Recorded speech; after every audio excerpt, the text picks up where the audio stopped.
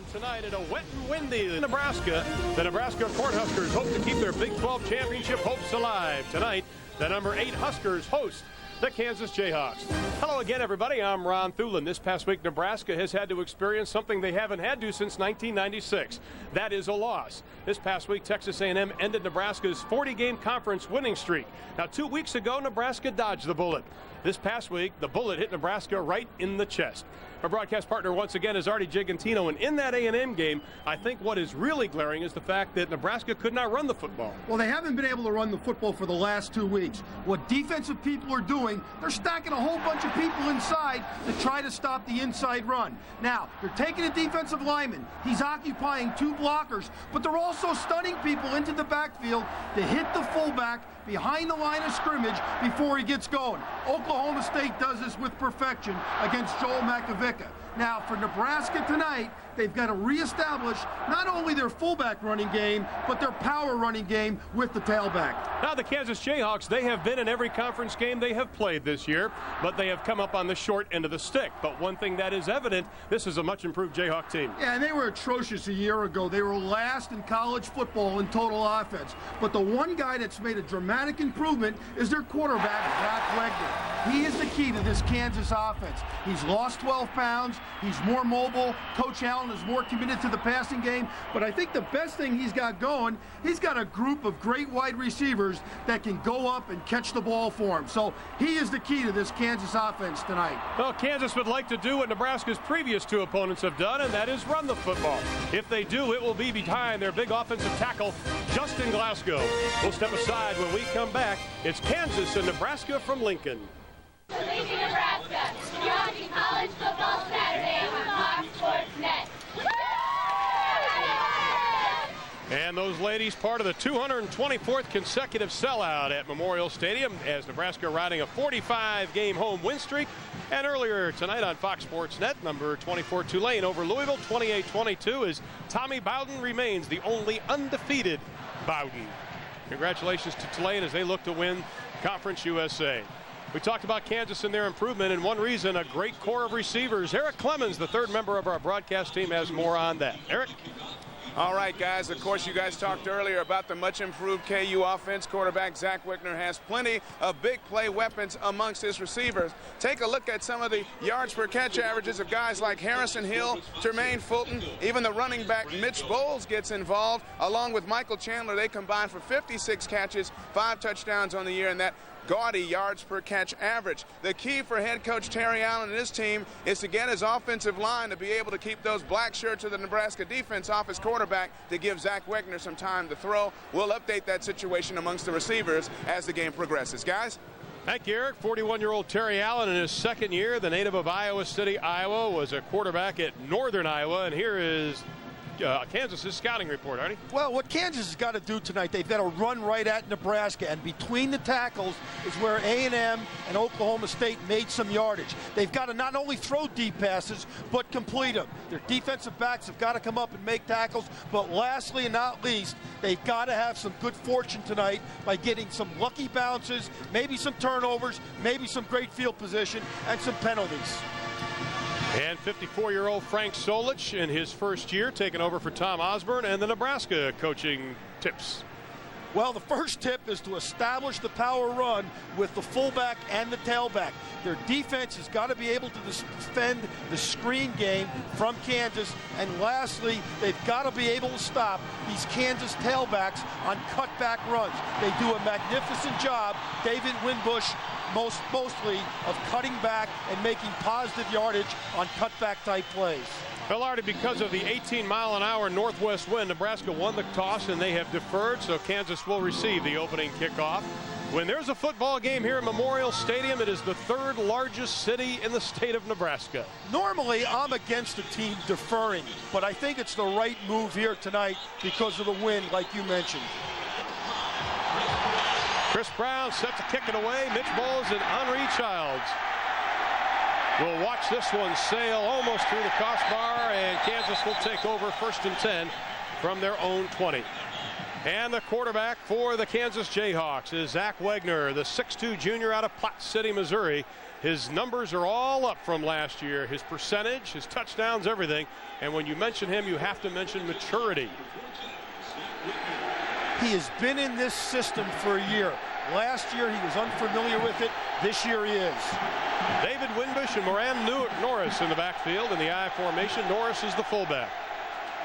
And they'll keep it on the ground with Winbush. Good running room right up the middle, and Joe Walker has to come up and make the stop. And that is what we saw Oklahoma State do, and we also saw Texas A&M do.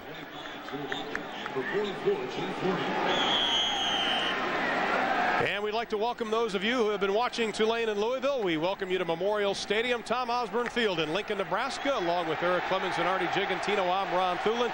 We are just underway as Kansas, their second play of the ball game on 2nd and 1. And they keep it on the ground to David Winbush. Up to the 30. He has the first down. Mike Rucker on the stop. Kansas took the opening kickoff after Nebraska deferred after winning the toss. Nebraska, of course, coming off that loss to Texas A&M last week. That's what I was talking about in the open. The defenders, especially the defensive end, like a Mike Rucker and a Chad Kelsey, have got to play the cutback type run by this Kansas offense. Harrison Hill on the top of your screen wide to the right. Winbush and Norris in the backfield. Winbush again. Tries the right side, and he is going to be upended again by Joe Walker. Let's take a look at the Kansas offensive line as we look at our Thrifty Car Rental starting lineups. And Chris Enneking will be starting at center. Coaches say he is the best they have. Enneking will be anchoring that line if Kansas expects to run the football. And at running back, it is David Winbush at tailback. He has great balance. Coaches want to see him get more opportunities this evening. Loss of 1, 2nd and 11. Winbush now the lone setback, 4 wide receivers for the Jayhawks. Wagner, 3-step drop, pass is complete to Harrison Hill. The redshirt freshman out of Wichita, Kansas, who had a medical redshirt last year after a broken ankle. And the Nebraska defense, led by Jason Wiltz, he moves to nose tackle for the injured and absent Steve Warren this evening. At linebacker, Jay Foreman, one of 10 semifinalists for the Butkus Award. And in the secondary, at the right quarterback spot, it will be Ralph Brown, who has started every game in his Nebraska career. After a pickup of 8, 3rd down and 3. Wagner again, a 3-step drop intended for Tremaine Fulton, incomplete, and Kansas will be forced to kick it away. And Wagner looked a little confused on that because it seemed like it was a miscommunication between him and his wide receivers. It was a 3-step drop, and you see Terry Allen there talk to Tremaine Fulton, number 8, saying, hey, you got to turn around because we thought it was going to be a zone. Nebraska played man-to-man. Back to receive the kick, it is Joe Walker, number 25, standing at his own 20-yard line. Matt Tyler, a redshirt freshman from Topeka, Kansas, will kick it into a very stiff wind. It's a pretty good kick. Walker at the 24, right up the middle. He won the game versus Oklahoma State, and he almost breaks this one. A 38-yard kick. Walker on the return, crosses the 50, and gets into Kansas territory.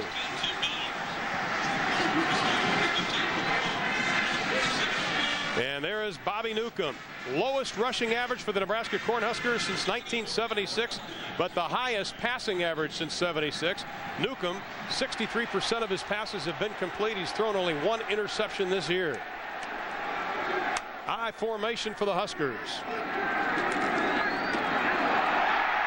That is something they had trouble doing against A&M. Terrell Buckhalter on the run. And the Nebraska offensive line, Adam Jolch, he said he was embarrassed after the performance of A&M, wants to get back to smash-mouth Nebraska football. And in the running back spot, it is Buckhalter getting the start. He is their leading rusher. D'Angelo Evans is injured, but he can play if necessary this evening. Pickup of 8 on the play, 2nd and 2 now for the Huskers. Makovic, the fullback.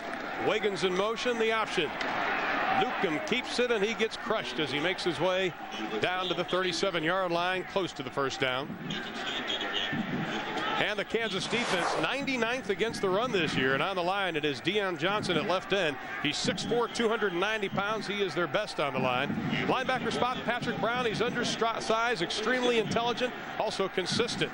And in the secondary, Chad Koldner at free safety. Coaches have challenged him to step it up on the run support. 3rd down and 1 for Nebraska. Newcomb. He's going to keep it. Got the first down barely. If they mark his forward progress, it will be close. And where one official is standing, Jeremy Hannock on the stop, it should be a first down. This Kansas defense is missing 2 of their top performers. Steve Bratton was injured, did not make the trip, and Abdul Rahim, one of the corners, did not make the trip. Bratton's an inside linebacker that's played at Kansas for 4 years. They do miss him, but a young freshman by the name of Andrew LeClaire, number 55, is starting in his place. He'll step up and make some good plays tonight, but there's a lot of pressure on what he can do, and what Nebraska's going to do is attack him. Boy, that's about a half a football short. Rushing for Nebraska has not been good the past couple of weeks. They have seen their average drop drastically. And Frank Solich, you can see the numbers in the first 4 games of the last couple. Well, you look at those last couple, and that's very un-Nebraska-like, so to speak.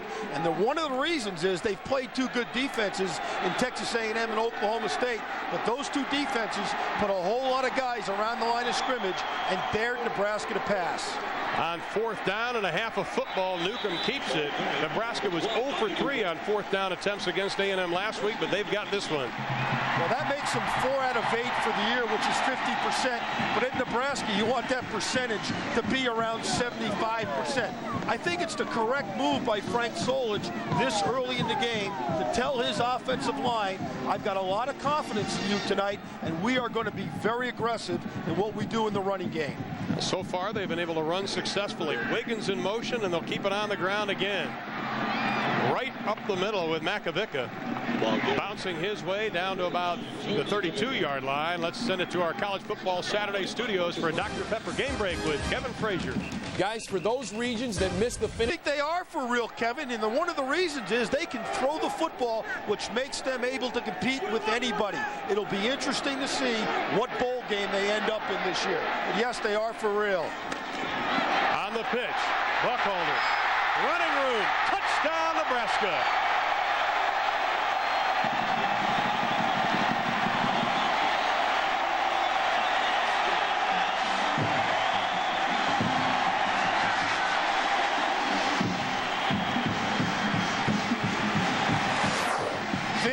Nebraska offense. Now, the key to this offense is the blocking on the perimeter by the guards and the fullback. Number 45, Joel Makovica, shows you exactly how it's done.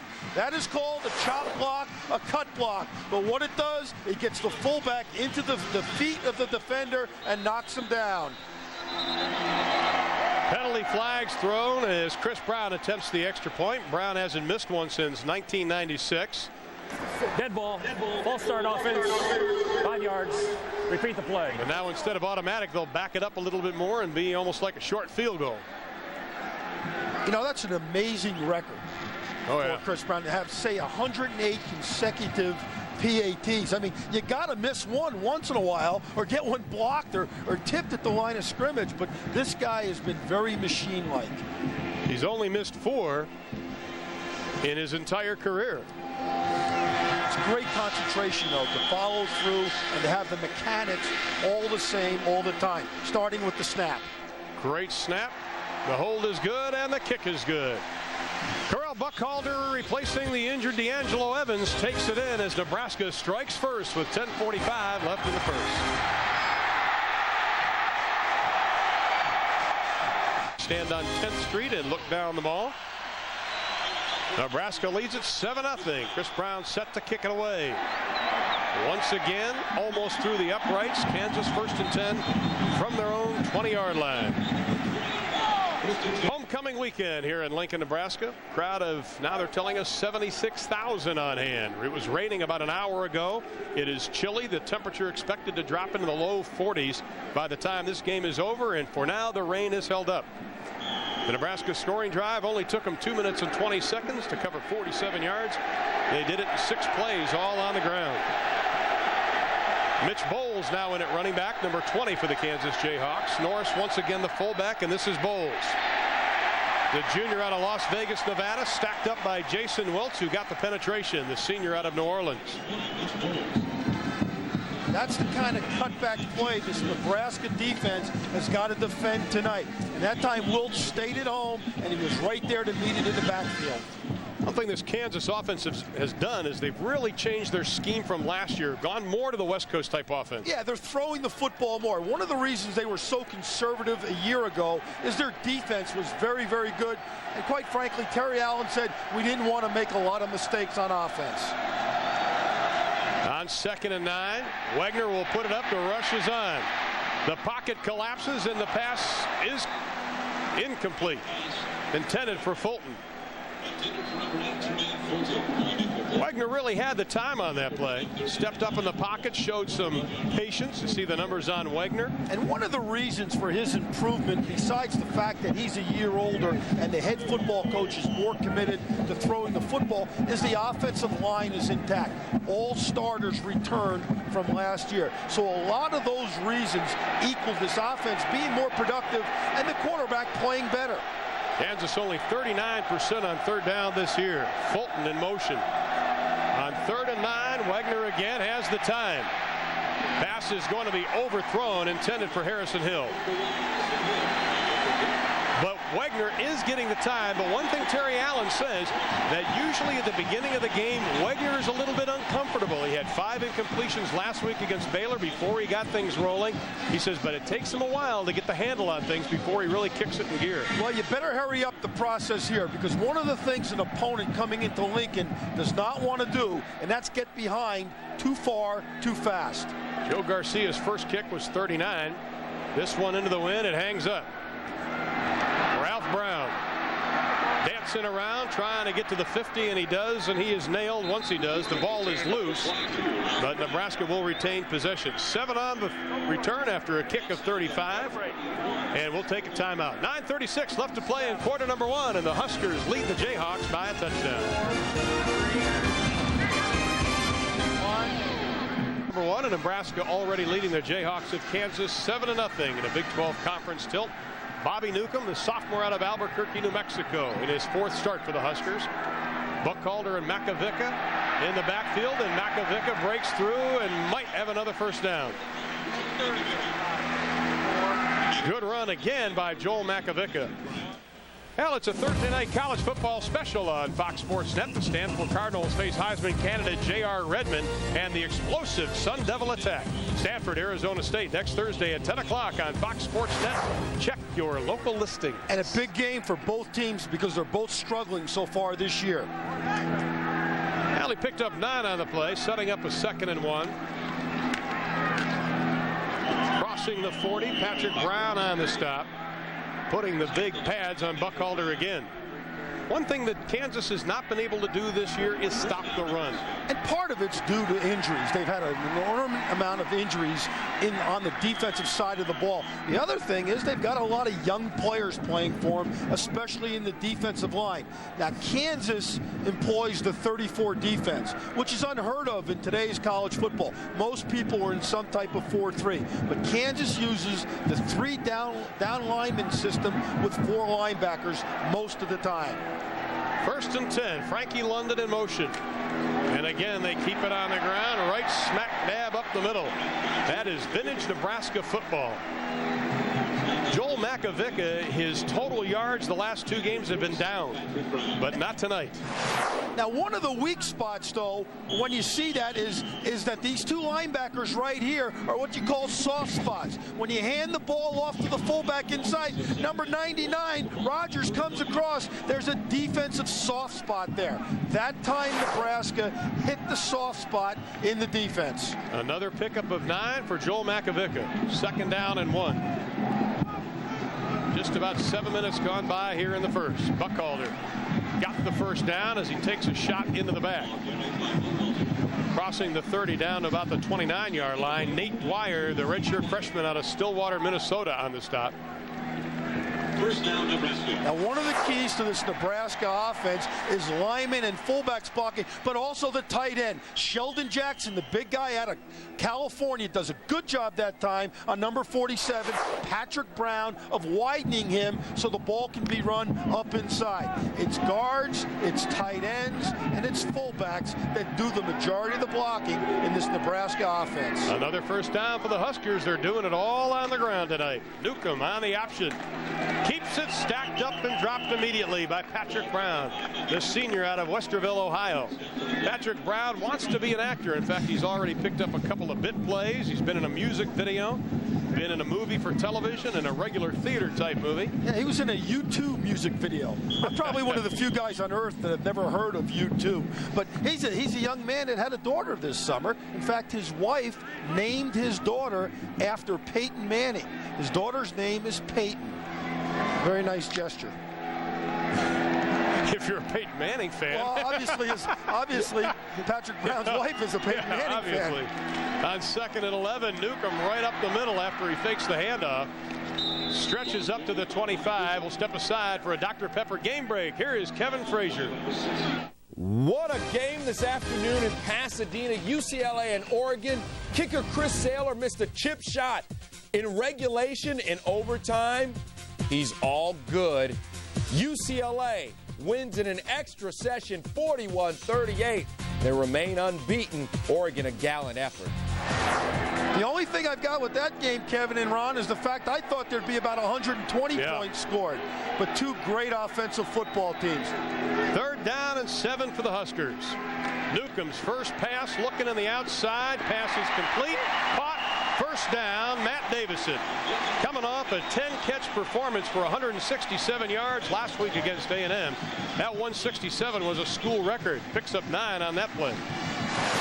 Davidson's a little guy, but what he can do, he can go up and catch the football. You see the play-action fake in the backfield. It freezes the linebackers and the underneath coverage, and Bobby Newcomb puts the ball right on the money. That's amazing. Just shows you how much Nebraska runs the ball when the school record for reception yardage is 165 yards. 2 tight ends.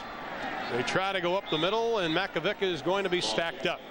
I think one thing we've seen so far this evening is a different Bobby Newcomb. He said after that A&M game, had some talks with Turner Gill, former quarterback here at Nebraska. He said, you know, I told Bobby he has to relax, just relax. Newcomb said, I've got to organize myself better.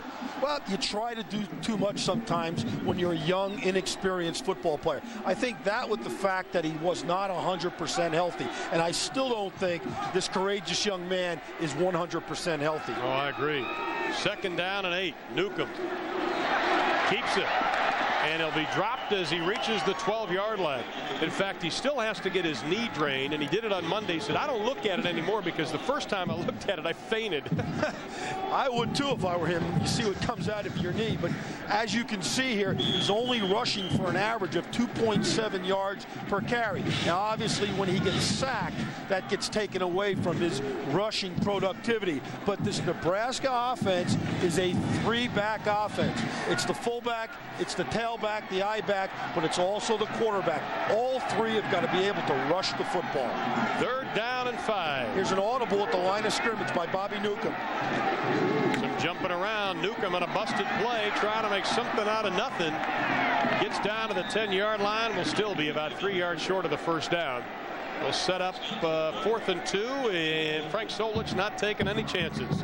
Sending in Chris Brown. Good job that time by the Kansas defense of staying at home, because when Bobby Newcomb is dangerous, it's when he improvises. And that time he tried to improvise. But number 41, Deion Rayford, stayed at home. The junior college transfer from West Valley Junior College out in California, made a heck of a play. This will be a 27-yard attempt for Chris Brown. Frankie London is the holder. The kick is up and away, and it is good. So Nebraska doesn't get the 7, but they get the 3 from Nebraska's all-time leading scorer, Chris Brown, and with 3:55 left to play in the first, Nebraska leads. 4 minutes left to play in the opening quarter, and Nebraska leads 10-0. Chris Brown of Southlake, Texas, with the field goal. Knocks it home. Giving them the lead, and our GTE Academic Player of the Game is Chris Brown, the all-time leading scorer, a 3.4 GPA in social sciences, and he is their all-time leading scorer. And the great ones make it look so easy. They're effortless. Chris Brown is an effortless kicker. Last year, Nebraska was 99th in kickoff returns. This year, they're 45th, but tonight they are 0 for 0 because Brown keeps drilling it into the end zone with the wind.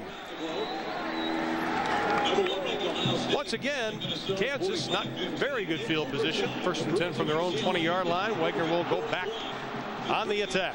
Well, what you can't do now, you're behind 10-0. You can't panic. You've got to stick with your game plan if you're Terry Allen and the offensive staff here at Kansas.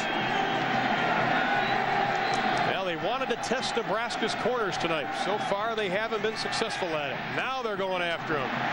Wagner's pass lofted, and it is going to be called complete. Michael Chandler, the junior out of Kansas City, with an exceptional catch and a little dance to boot. And you know, this is the side that they didn't want to throw to. They didn't want to throw against Ralph Brown, but you see Chandler, he catches it, and his foot is in bounds. It's a nice throw. Obviously, he can't get any closer to that on the sideline. I think Ralph Brown thought he was out of bounds because he really didn't go up for the football. He was their leading receiver last year. Kind of the forgotten man with these young studs now at the wide receiver spot. Winbush, the sophomore out of Killeen, Texas. They called him last year the clip guy when he was a freshman because they get a lot of good video clips of him running the football with that low center of gravity. Yeah, and you know, when they recruited him out of high school, out of Killeen, Texas, they said he was a 3-clip guy. You only had to watch 3 clips of the movie to decide you wanted to give him a scholarship. He's exciting. 2nd down and 5. They keep it on the ground. This time Nebraska converging. Driving Winbush back. Eric Johnson, the linebacker, the junior out of Phoenix, Arizona, was the first to make the stop, number 27. How small he looks against Winbush. Winbush, they list him at 5'7", 175 pounds. And boy, you get in there among the Johnsons, you're taking a beating. Yeah, and he's a tough little guy, though. I mean, he gets it up the field. He's an impressive man when he's got the football in his hands because he knows how to go north and south, unless you got a bunch of black shirts or red shirts pushing you back. On 3rd and 3, Wagner buying some time, passes out of the hands, intended for Tremaine Fulton, the sophomore from Topeka, Kansas. Well, that's a smart call to get Wagner out on the perimeter because right now, or this evening so far, his offensive line's having a difficult time protecting for him against this Nebraska defensive front. So get him out on the corner and make a high percentage type pass. On 4th down and 3, Wagner is staying in the ball game. Henry Childs is checked in, number 28, and they're going to go for it. Well, excuse me, Ron, this year they're 1 for 4 on 4th downs, Kansas is. Winbush and Bowles in the backfield. And a whistle and a timeout's going to be called by the Jayhawks. Wagner yelling at some of his teammates. I think he didn't like the formation, first of all. Well, it looked like some confusion, but you got to believe something is up when Henry Childs comes in the game, who's a fullback, wide receiver. He's a little bit of everything. He lined up at tight end that time. So that tells me that Kansas is thinking about using the big 6'2", 205-pound freshman in some type of deception or some type of new play. Terry Allen calls the offensive plays for this football team. Bill Salmon is considered the offensive coordinator, but Bill says, nope, Terry does all the calling. Well, like we've talked about, they've improved, and right now they're 20th in the nation in scoring offense, 61st in rush, and 45th in passing. But that is a far cry from a year ago when they ranked last in all of college football in total offense. And it was killing Terry Allen because he's an offensive guy. He was a quarterback. At Northern Iowa, when he was the head football coach, they had great offensive teams. But it just takes a little time to get your system established here in the Big 12. Once again, Winbush and Bowles in the backfield. 4th and 3. Wagner has the coming, swings it out. Pass is complete. 1st down and then some to Bowles. Has some running room. Down to the 20. play to the 17-yard line, and Eric Johnson finally wrestles the junior out of Las Vegas down. That is called a running screen. Now what it is, the back is going to go to the right. Bowles gets the ball, but look at the blocking downfield to the inside. He avoids a tackler in midfield and gets it going north and south. That would have been a touchdown if it were not for the great speed of the Nebraska defense. And that was one heck of a call that time by Terry Allen. Well, Kyle Vandenbosch of Nebraska almost had him. Here is Winbush trying to outrun the black shirts of the Nebraska defense, and he's not going to do it. Eric Johnson on the stop. Second-year starter. Ralph Brown also there to help things out. You know, you look at guys like Johnson and Ralph Brown, and all you think about is speed. And that's what this Nebraska defense has, is wonderful, wonderful speed. As we look at Ralph Brown, the junior corner out of Bishop Almont High School in the Los Angeles area. Hacienda Heights, California, right outside of Los Angeles. Pickup of just 1 second and 9. Winbush in motion. Wegner rolls again, looking for a man, looking for the pay dirt, incomplete. Pass again intended for Tremaine Fulton, and he's going to talk about it with Ralph Brown. Brown leads the team and has the school record in passes broken up, and he had another one. Well, that's why he started every game since the day he got here as a freshman, because he's got extraordinary covering ability. And I'll tell you can't teach people like that to be able to run and react to the football. And that is just a swat of the football out of the air. That's Deion Sanders-like right there. Go up and knock it down. He really had to turn on the jets the last 5 yards Well, to get to that football. It's called catch-up speed, and the great corners have got catch-up speed. On 3rd and 9, 3 wide receivers to the right. Pressure on Wegner. Going for pay dirt again. Lost it up. The wind's got it. It'll be intercepted. Joe Walker with the pick, his second interception of the year. A little too much air underneath the football. The ball was in the air too long. And Joe Walker, from his safety position, came over and made the play. You're going to see Wegner now drop back. He sees his receiver. He throws it, but you can see the ball sort of get caught up in the wind there. And Walker comes right in front of him. Erwin Sweeney, number 16, is behind him. But that's called double teaming the receiver. And a nice job by Joe Walker of going up and catching the ball at its highest point. Well, that ball looked like a wounded duck about 3/4 of the way. They'll keep it on the ground, straight in the middle. Monte Cristo is now in a quarterback. They expected him to take some snaps. Eric Crouch, the usual backup quarterback, is dinged up a little bit. So Monte's going to get a couple of snaps. Monte Cristo really kind of like a coach on the sideline. He stands next to Frank Solich. He helps Bobby Newcomb when he comes off the field. The senior out of Kearney, Nebraska. Pickup of 4 on the play, 2nd and 6. Straight up the middle with Makovica again. The fullback doing a number tonight for the Huskers. Next on College Football Saturday, it's a Pac-10 battle as R.J. Sauerid leads the Trojans against the defending conference champion Cougars. Steve Physiak, Tom Ramsey, and Paul Sunderland will call the action. USC, Washington State, next on Fox Sports Net. Check your local listings. And USC never plays well up in Pullman. When I coached there, we always had a tough time playing Washington State in Pullman. Right up the middle.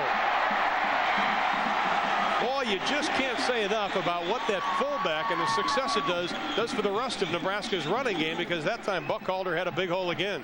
And when we talk about a power running game, we talk about the fullback, but we also talk about isolation type plays, which that was an example of where the fullback leads up inside and the tailback gets the ball behind him.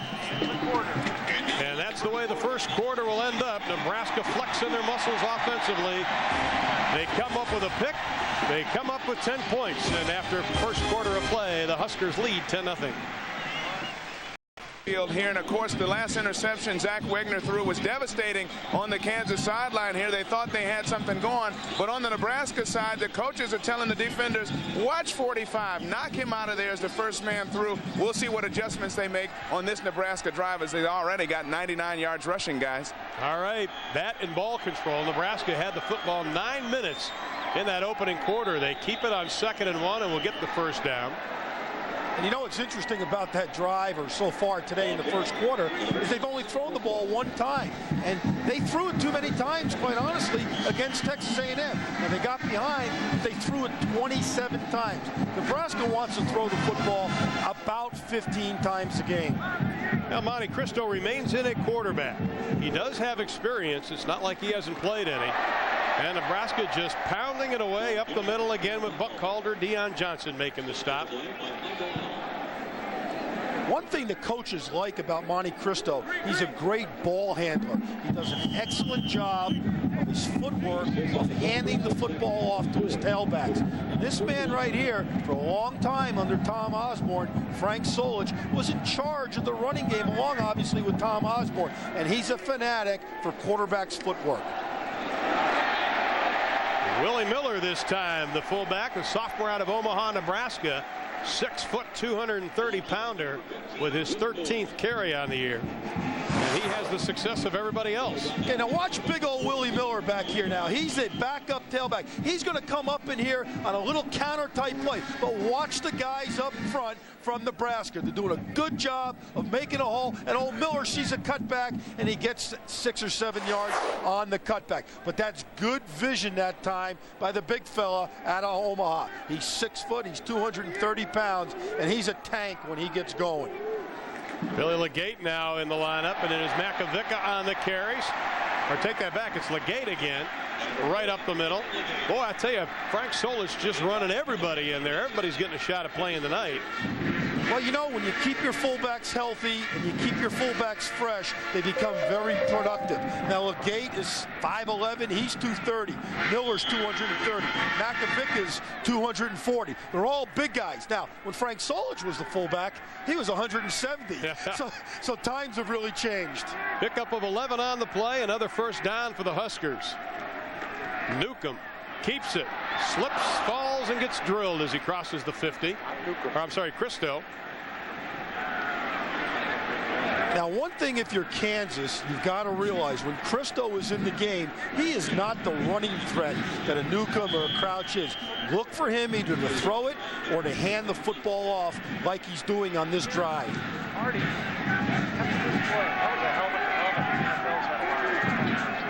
Pickup of 2, 2nd and 8. Buckalder tries the right side. Kareem Carter, a junior out of Santa Monica, California, the right defensive end on the stop. You know, on that last play, here's a real helmet-to-helmet hit. You see Cristo start to slip, but boy, is that a lick that time by Michael Allen, the safety. And that's a helmet-to-helmet. Now, that would be a controversial hit if that were the National Football League, because the defender is using his helmet. 5 different players have rushed the football on this drive alone. Cristo, great job sidestepping the penetration and able to pick up some positive yards. Jamie Harris comes up from that left quarterback spot to make the stop. But you know what he did? It was a beautiful fake inside to the fullback. And he's a little slower than Bobby Newcomb, and sometimes being a step slower, it just delays the defense a little bit. He slips the ball out and sneaks up the field for positive yardage. A master at handling the football, Monte Cristo. What a luxury is this for Frank Solich to have a quarterback like Cristo with the experience. Frank has called him a coach on the field at times.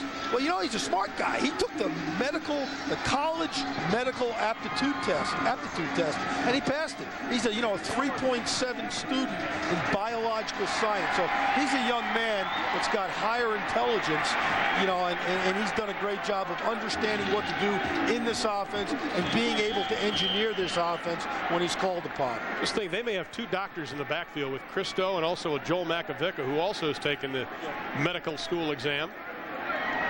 Dr. Makovica and Dr. Cristo. Dr. Solich is paging you. With 12 minutes left in the second. Game break after this play. Cristo on the option. Great pitch, look out! Correll Buckalder on the carry. Chad Colner came up to make the stop, but boy, oh boy, what a pitch by Monte Cristo. But again, again, one thing that happens with Monte Cristo, he does not get on the corner as fast as Newcomb. Now see, he starts to turn up the field, and then he'll pitch the ball back to the big tailback. But this is vintage Nebraska offense. Makovic, number 45, is in motion. He gets up the field, gets an extra block. Now watch Cristo just pitch the ball as he goes to get hit. That is absolutely beautiful option football. Pickup of 19 on the play, straight up the middle to Willie Miller. Let's send it back to our College Football Saturday studios for a Dr. Pepper game break with Kevin Frazier. Guys, Longest continuous series in college football, the 93rd meeting between the Huskers and the Jayhawks. Nebraska leading 10-0. Buckalter stacked up as he tries to get down to the 15-yard line. You know, I like this formation now that Nebraska's using. They've got two fullbacks in the game, Joel Makovic and Willie Miller, and they also have their tailback in the game with two tight ends. This is called a power formation. You can't get any more powerful than that with two tight ends and two fullbacks. Most of the time, they run the football out of that formation. Once in a while, they'll sneak somebody in the flat and throw the ball. One thing I think we've noticed tonight on the running game is the offensive line and what they've done for Nebraska. They're holding their blocks and sustaining their blocks much better than they did the last two games. Well, they took some heat the last couple of weeks. Fumble, the ball is loose, still bouncing around, and I think Nebraska may have gotten it back. Kansas says they have it. And they're playing a little tug of war with it. And it is Kansas's ball. Well, that's a huge break for Kansas because obviously Nebraska was methodically going down the football field on their way to score. So that's a big break. And I'll tell you what else it's a big break for, because Kansas now gets off the field. Their defense gets off the field. You're going to see the ball. Buckalter never gets the football. Cristo puts the ball on his left hip, and he never gets control of the football. It looked like Buckalter ran a little bit far away, or too far away from Cristo, which is why they had a problem in controlling the football. Well, in the last two games, they fumbled 4 times and have lost 3, make it 5, losing 4 in the last 3 games. The crowd is standing at Memorial Stadium. Well, here's an audible at the line of scrimmage. It'll be Mitch Bowles. Try on that left side. Picks up about 4 on the play before Jason Welch from that nose tackle position makes the stop.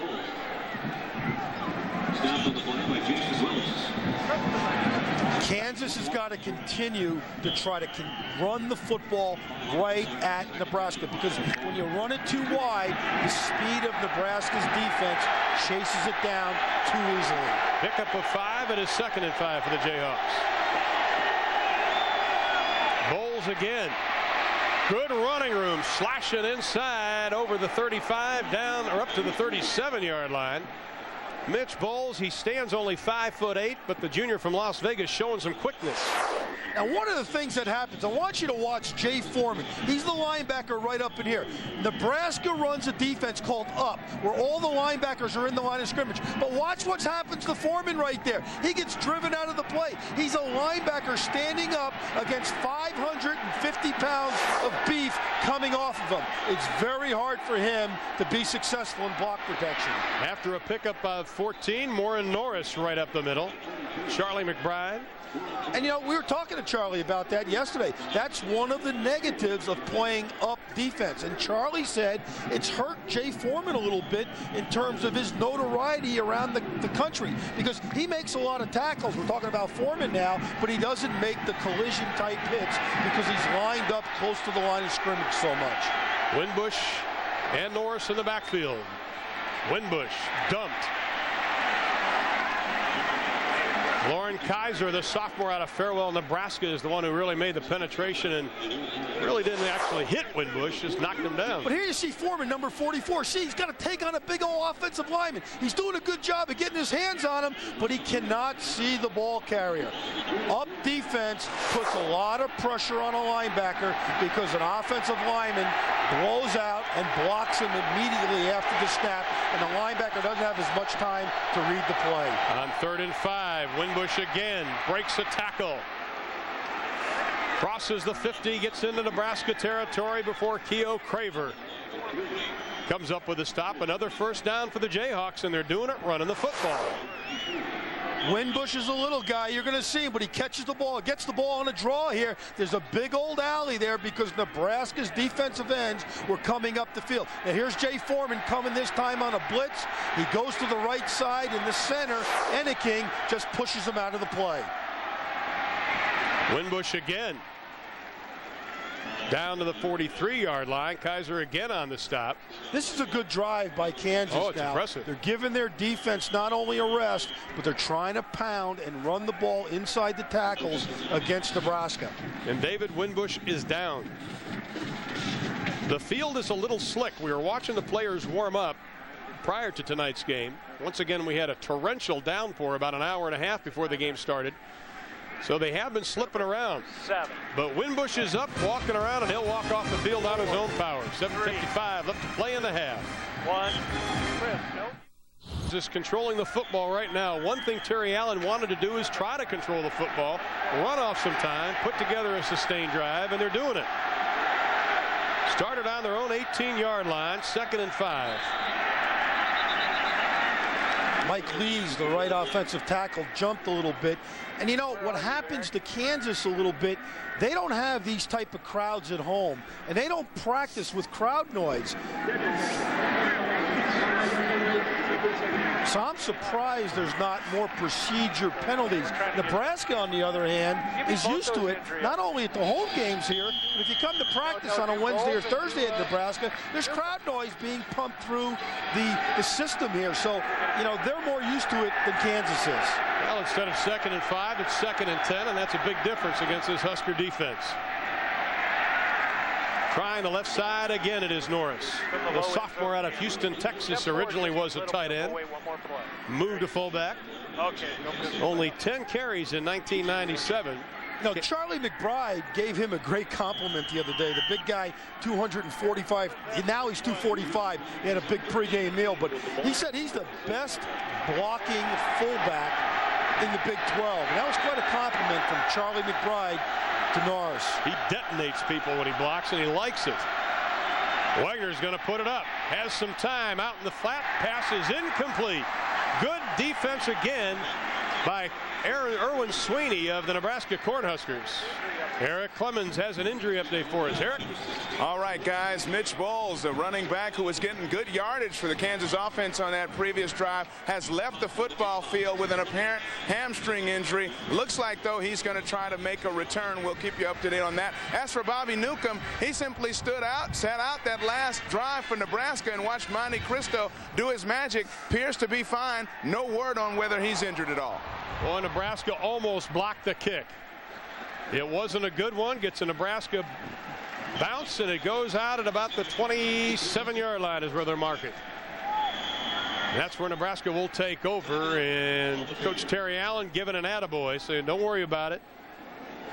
Get another shot. 6:56 left to play in the first half. Nebraska leads Kansas by 10. Cold and windy night in Lincoln. Thank goodness the rain has held off. 1st and 10 for the Nebraska Cornhuskers. Bobby Newcomb back in at quarterback. Couple of tight ends. Flags are flying. He called an audible on that play, but it looks like he took too much time. There was some movement on the offensive line. Our referee today, John Lawrence. 5-yard penalty. Repeat first down. Nebraska almost got a piece of this. Now, Finister, number 2, comes off the corner, but watch Matt Tyler. He sees him coming out of the corner of his eye, and he takes his foot, watches right there, and he kicks the ball up there, which is why he shanks it. And Finister just misses it. Finister's got to go in with his hands and try to take the ball off the punter's foot. And he's turning around. He can't believe that he missed it. Well, I can't believe he did either. I know, but you know what? That's really a skill. It's very hard to master. Dan Alexander now in the tailback spot for the Huskers, leading by 10. Newcomb wanted to throw it, tucked it, then let it go. The pass is complete to Tracy Wistrom out of Webb City, Missouri. Pickup of 21 on the play. A good old-fashioned bootleg play, and Bobby Newcomb pays the price as he just gets leveled by Caston. But so does Winstrom. He goes up and catches the football in the air, and he comes down hard too. The younger brother of the two-time All-American and the Lombardi Award winner, Grant Winstrom. Little brother Tracy with the reception. Willie Miller now the fullback. It is Dan Alexander. Crossing the 50, and he gets into Kansas territory. Boy, they've used Buckalter, Alexander, Makovica, Willie Miller, Legate. Everybody's got a chance to run the football tonight for the Huskers. One of the things Nebraska's offensive coaches wanted to do tonight was keep fresh. They're rotating 7 different offensive linemen in. They're using different backs, obviously using different quarterbacks. They want freshness so everybody can play 100% on every snap. And I think that's what the Nebraska coaches are getting tonight. Exactly. 2 tight ends in the ball game for the Huskers, and it is Alexander. Stacked up, he'll probably be just a little bit short of the first down. It'll be close. Well, tonight after the game, stay tuned for. It'll be 3rd down. Less than a yard. Frank Solich, look at the yardage, 197, but they've given up 122 to Kansas. You know, it's a little surprising. It looks like Nebraska has just clearly dominated this game, Yeah. but obviously the stats don't bear that out. Bobby Newcomb does get the first down. Newcomb came on as quite a cult hero early on in the year. Much anticipated. Newcomb taking over at quarterback. Even has his own website. I think we got to get a website. Right? Yeah, right. I can't even turn on my computer. Well, what happens, though, when you become the quarterback at a place like Nebraska? The tradition is unbelievable here. The crowd is unbelievable. You are indeed a cult hero before you take a snap. Plus, he had a great spring, so I think that kind of fueled the fire this summer. But you hit it on the head. He hasn't been 100% really since that opening game. And he's an excellent athlete and a great young man. And once he is 100% from a health standpoint, I think we'll see the real Bobby Newcomb, because he can run the football, but he can also throw it. And I saw their spring game, and I said, oh my, this guy is going to be the best quarterback maybe in the history of Nebraska. He really put on a show that day. As far as run pass threat, the best probably since Turner Gill, now a coach. Newcomb's going to put it up. He's got some running room. And he is just going to be dragged down by Hanson Caston, who grabbed the jersey of Newcomb and hung on for dear life. Caston, a senior out of Houston, Texas. It's a good job by Caston of chasing him down. Now, Caston's an interesting guy, too. As you see Bobby Newcomb scramble, Caston's a junior college transfer from Blinn Junior College, and he was a teammate of Kansas State's Michael Bishop, and he never lost a game in junior college, taking over for the great Ron Warner at one of the outside linebacker positions. What would happen to tearaway jerseys? They needed it there. 2nd and 1. Wasn't sure what they wanted to do with that. Willie Miller just hung on to the ball, and Newcomb looked like he was trying to pull it out of his belly. Get the ball back. And he's going to be short of the first down. You know, there are 2 types of fullback plays. One where they designate they're going to hand the ball off to the fullback in the huddle, and the other where the quarterback literally puts the fullback into the football into the belly of the fullback, and then makes a decision whether to leave it in there or take it out. That time it looked like a quote triple option where Bobby Newcomb was thinking about taking it out. It is 3rd down and 1. Newcomb keeps it again and just follows behind the big offensive line and the block of Josh Heskew to get yet another Husker first down with 3:42 left to play in the second quarter. You know, coming into the game tonight, Nebraska was 46%, which is outstanding on 3rd downs. They were 50% prior to the Oklahoma State game. J.J. Johnson has now come out of the ball game, and it looks like he may have injured an ankle for that Kansas defense. 2 tight ends again by Nebraska. We've seen it a lot this evening. Little play action. Wide open, complete to Makovica. Inside the 10, they'll mark it at about the 8.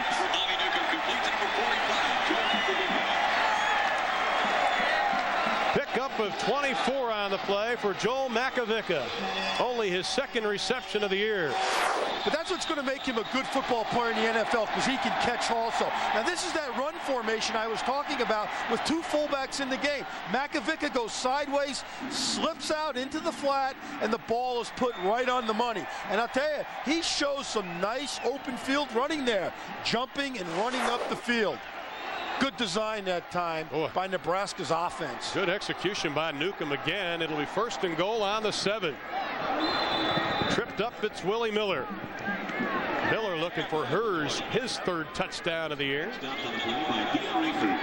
And coming up at halftime, we'll have our Marriott halftime report with Kevin Frazier and Kellen Winslow at our College Football Saturday studios.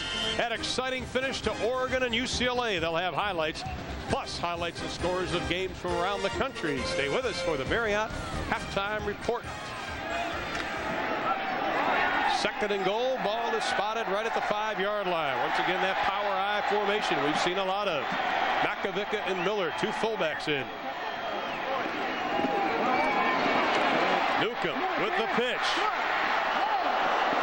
Buckalter is upended. Check that, Alexander is upended.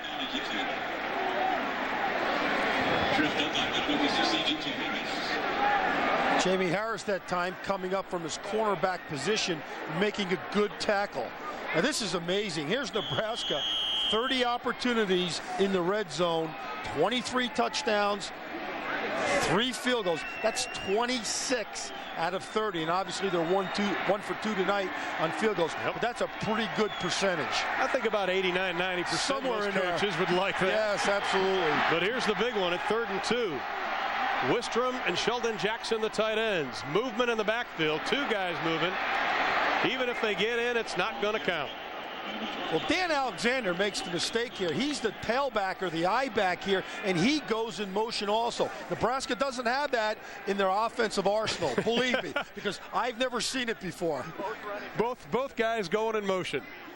I don't think anybody has that in their playbook. Well, Big Dan, now watch him here. Makovic is the inside guy. He goes, but now Alexander says, he's going, I'm going to go with him. Watch Alexander, number 38. He goes. You cannot do that in the United States. And I think in Canada you might be able to do that.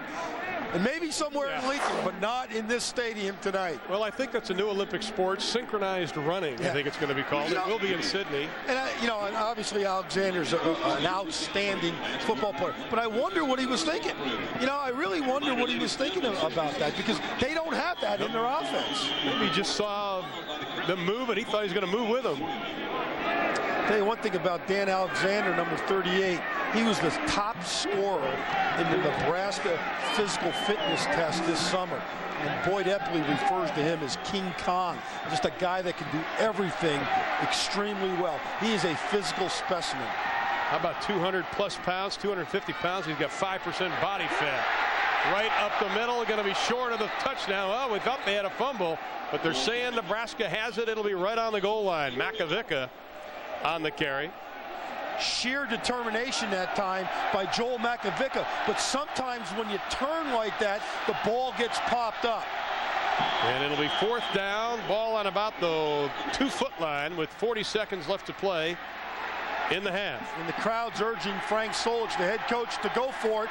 And I tell you, why not? Might as well go for it. They're letting the clock run down. Now, if they don't make it, Frank Solich will be second-guessed like you can't believe on Monday. They lost the football, still bouncing around, and Kansas will take over on downs. You called it, Artie.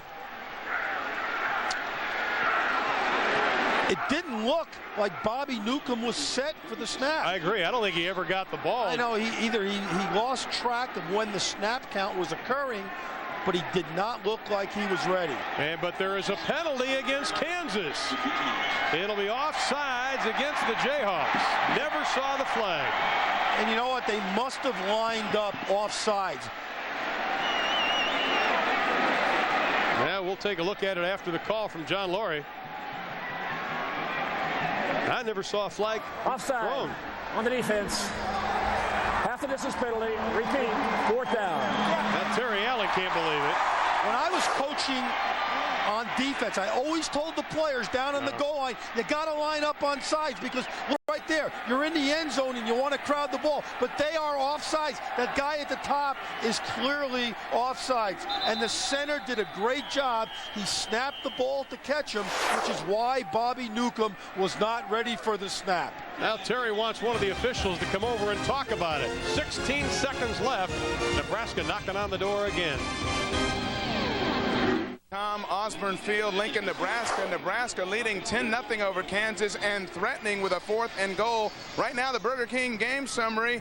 Correll Buckhalter, 76 yards on the ground. Wegner, meanwhile, not doing it through the air for Kansas. Nebraska dominating with total yardage, approaching 200 on the ground. Guys, they could add to the lead with a 4th and goal conversion here. Well, Terry Allen still doesn't like the call, but you talk about that 194 yards rushing already for Nebraska, considering that they combined for just over 200, 213 in the last 2 games. It's not too bad. Let's go back to that offsides once again. Josh Heskew, the center, just makes a very much of a heads-up play because, as we illustrated before, the guy at the top of the defensive end, right up here, watch him, he jumps off sides and he puts his hand down, and Heskew snaps the ball. I don't think I saw him step, but the hand did go down. Hand did go down. Body's off sides. Nevertheless, 4th down and goal to go, and it is a touchdown for Nebraska.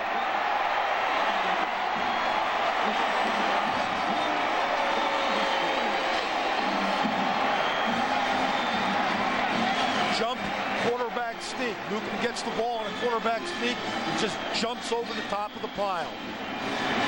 The negative of that play, of trying that play, sometimes the football gets exposed, but not that time. Bobby Newcomb's 8th rushing touchdown of the year. And with 13 seconds left, Chris Brown will try to make it a 17-0 game. And the streak continues for Brown.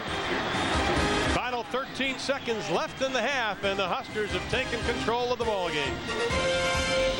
Power, and Nebraska leads at 17-0 with 13 seconds left to play in the first half. Kansas has played them tough the whole game, but able to run the football. They're just coming up a little bit short. Chris Brown set to kick it away again. This time into the wind. Yeah, I don't think this is going to go into the end zone for a touchback this time. In fact, Kansas is lining up on around the 10-yard line because of the wind here tonight. The ball should not carry. Childs on the near side, Winbush on the far side, waiting for Chris Brown's kick. Kind of pooches it. Short kick. Childs. Not much running room. With 9 seconds left to play in the first half. Snap on the play. Yeah, we got to do the play.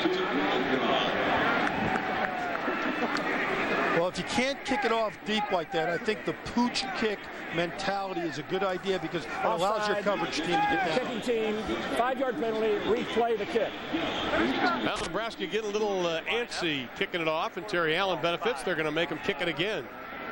Well, you know what happens, though, when you pooch sometimes? You slow down. Now Ronnie Lott, Bill Moss, Ron Pitts bring you hardcore football. This week, Coach Mike Shanahan breaks down the X's and O's that have made the Denver Broncos the most dominant team in the league. Also, former Cincinnati Bengal Ickey Woods. Hardcore football Tuesday at 8 o'clock on Fox Sports Net. Check your local listings, and if you're lucky, Ickey will do the shuffle. What's he doing these days? I don't know. How about that for a scoring drive, Coach? 643, 73 yards. You know, as Frank Solich said, I want 12 to 14 play drives. Frank, you got your wish. Well, he's got his wish there, and I think coaches draw things up in all the meetings that coaches have, and that's what they want to get. 12 plays and eat up almost 7 minutes on the clock. That's perfect. Childs and Winbush back again in another pooch kick. This time it'll be Winbush. He bounces out to the left side. A little bit of running room up to the 38-yard line. The ball was loose, but the officials say it belongs to Kansas. John Laurie right on the play. 2 seconds left to play in the half. Mentioned it briefly on the last kick, but that's good, smart play. Yes, it is. But like I said before, though, too, that the kicker sometimes, when he pooches it, slows down his approach, which then in turn makes the kickoff guys out of rhythm a little bit, the coverage guys, which is why there was an offsides there. Final play of the first half, barring a penalty. Winbush and Norris in the I formation. It'll be Winbush. Left side. Scampers for 10, but that'll be it. Well, the Nebraska Cornhuskers rushing for 195 yards, 250 in the first half, doubling up the offensive production for Kansas. Coach Terry Allen's team trails 17-0. And, you know, let's send it down to Eric Clemens with head coach Frank Solich of Nebraska. Make it quick. All right, guys. Coach Solich, you control the ball. It would look more like a Nebraska running attack. Your assessment of the first half? Well, we ran better at them than we've run for a while, and I think that's good. We'll try to do a little bit more of that the second half. There were some timely throws mixed in. You just kind of go with what's going well, and the power game was going pretty well for us. Good enough, Coach. Thank Good you. luck to you in the second half. All right, now time for our Marriott halftime report with the Huskers leading KU 17-0. Let's send it to our Fox College Football Saturday studios, Kevin Frazier and Kellen Winslow. Guys? Their 30th consecutive win over the Kansas Jayhawks. Halfway home, Nebraska leads at 17-0 along with Artie Gigantino. I'm Ron Thulin. Artie, you look at the numbers. The one thing that stands out, time of possession. well, yeah, Nebraska's had the ball for almost 20 minutes this half, which is very, very much like Nebraska of old. Kansas only 10 minutes. But to me, the thing that's really stood out is the fact that Nebraska has started to rejuvenate their running attack. They've rushed for 195 yards. Look for them to try to get 400 today and to go into the rest of their schedule with confidence again in the power running game and the fullback running game. Well, obviously, Frank Solich, as we heard going to break at intermission, he liked what he sees so far in the first half. But what about Terry Allen? Eric Clemens is on the sideline with that. All right, guys. Well, Terry Allen told me just a few moments ago that they just need a defensive stop. They feel offensively that they can move the ball against this Nebraska defense, but the defense needs to make a stand, needs to get a turnover and do something to get them right back in the ball game. Already they're 132 yards in the first half. Beats their total last year against this Nebraska team by a lot. Guys? Boy, you got that right, Eric. And as we kick it away into the end zone, and Nebraska will take over 1st and 10 from their own 20-yard line. Nebraska 66-2 at home in the last 11 years. And Bobby Newcomb trying to add to that this evening. Well, I've always said, Ron, that the most important drive of the second half is the first offensive drive. Look for Nebraska to come out here and try to make a statement with this drive here in the first drive here in the second half. You look at the first half possessions, there were only 4, but there were 3 scores and a fumble, which could have been a score. So Nebraska is doing what they wanted to do coming into this game. Well, John Laurie making sure the ball is set. Bobby Newcomb, an excellent first half. He was poised running the team, much more relaxed than we have seen him. Perfect throwing the football at 3 for 3. Still have a lot of football left. From their own 20 to the fullback. It is Joel Makovica again, who's the workhorse tonight. Patrick Brown, the linebacker, on the stop. Nebraska trying to avoid a 2-game losing skid. They haven't lost 2 in a row since 1990. That was the end of the regular season in a bowl game. You go back to the regular season, the last time they lost 2 in a row, that was 1976. Frank Solich doesn't want to be part of that history. Pickup of 5 on the play, 2nd and 5. Once again, the I formation, a couple of tight ends. Right up the middle again. Makovica just assaulting the middle of that Kansas defense. Well, that was a handoff that time to big Joel Makovica, but the option is working as well. This is vintage Nebraska. A pitch out to Buckholter, a bunch of blocks down the field, and into the end zone. You want to run, if you're Nebraska, about 13 or 14 options every game, and you don't have to run any more when they work like that. Now, Frank Solich said running consistency, especially at the fullback spot, was a deficit last week. Not tonight. Newcomb, play action. Pulls it down, has a little bit of running room. Dances bouncing around at the 30, and he is going to be brought down at the 34-yard line. Dion Rayford from Los Gatos, California, the junior on the stop. You know, Rayford's an interesting guy. He's from West Valley Junior College in Saratoga, California. And he worked out in the offseason with an ex-Jayhawk by the name of Dana Stubblefield, which is one of the reasons he ended up transferring from the junior college to the University of Kansas. I think this guy's got a great future. 6'3", 250 pounds, but he's extremely athletic. Well, Buckhalter, the only one in the backfield, shotgun formation, first time this evening. Looking for the screen, there it is, to Buckhalter. He can't get enough blocks to open him up. Does get back to the original line of scrimmage before Michael Allen, the defensive leader, coming up from that strong safety spot to make the stop. Nebraska had too much practice, according to Frank Solich, last week against Texas A&M in the shotgun. They used it exclusively in the fourth quarter. And the shotgun caused Bobby Newcomb to get sacked a couple times, like 3 in a row. Tonight he's been perfect. 4 of 4, 58 yards. Trying to make sure the pads are all attached before he goes back into battle. But as we talked before, you want to throw the ball, if you're Nebraska, around 15 times a game. Not too many less, not too much more. 3rd down and 10. Newcomb will put it up again. Looking right down the middle. Has a man, Chevin Wiggins, and overthrows him. And Nebraska will be forced to punt. It is their first punt of the ball game. A little too much air underneath the football that time by Bobby Newcomb, because the one thing he's an accurate thrower. And that time, he just got a little bit too much muscle into the throw and overthrew Wiggins. Kansas, the number 2 punt return team in the NCAA. Kansas State was number 1 heading into this weekend. They were 100th last year. Henry Childs is set to return the kick. Almost blocked. No roughing the kicker. Childs calls for the fair catch at the 20, and that's where Kansas will take over. Boy, LaFleur almost had that taken off his foot.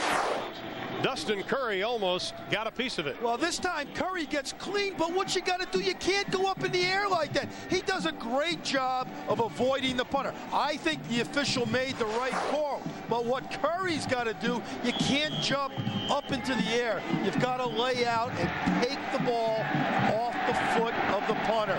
Just poor technique that time on blocking the punt. But a good stop for that Kansas defense, and they try to go on the ground, trying the right side, not much running room. Maybe picking up a yard. David Winbush on the carry.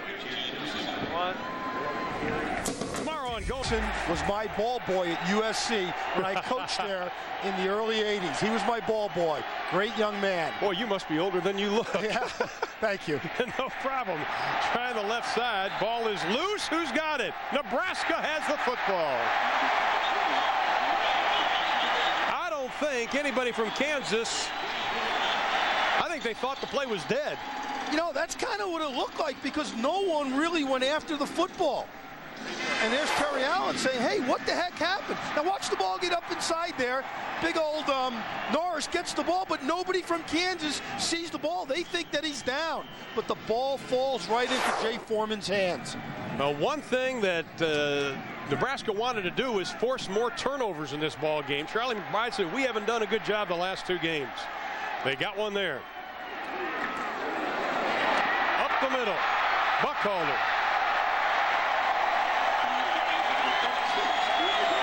Down to the 6.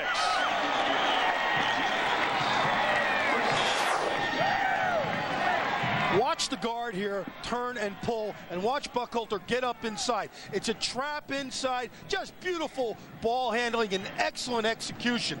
Number 55, Dominic Raiola, does an excellent job on the block. And it'll be 1st and goal for Nebraska from the 6.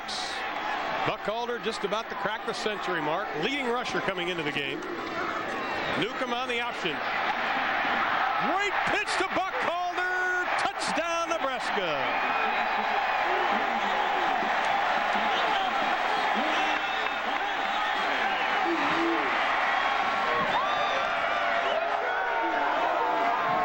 That is called pitching the football at the last possible moment. And Newcomb paid for that. Dion Rayford looked like he lowered the boom on Newcomb right at the last minute, but it's another touchdown for the Huskers. I'll tell you, Buckholter looked like he paid for it too. He was running off, holding his arm there. So 2 pretty good collisions on the tailback and the quarterback that time. The extra point is good. Carl Buckholter gets the touchdown after the pitch from Bobby Newcomb. We played less than 5 minutes here in the third, and Nebraska leads 24-0. It's of how to execute the option. Newcomb's going to get the ball. He's going to start to his left. He fakes to Makovica, who gets into the alley. Now, when he gets to there, what happens is Chad Kohler, who's the safety, has to make a decision. He should keep going on Buckholter, but no. He comes back inside and allows Newcomb to take the ball up inside. It is Childs on the kickoff. Gets his way up to the 20-yard line. But Kansas trailing 24-0 with 10:39 left in the third quarter. Bobby Newcomb on the headsets talking to Turner Gill upstairs. Got the instruction. You know, much was made about Bobby Newcomb last week yelling at his teammates near the end of the game, and people said, oh, he was blowing his cool.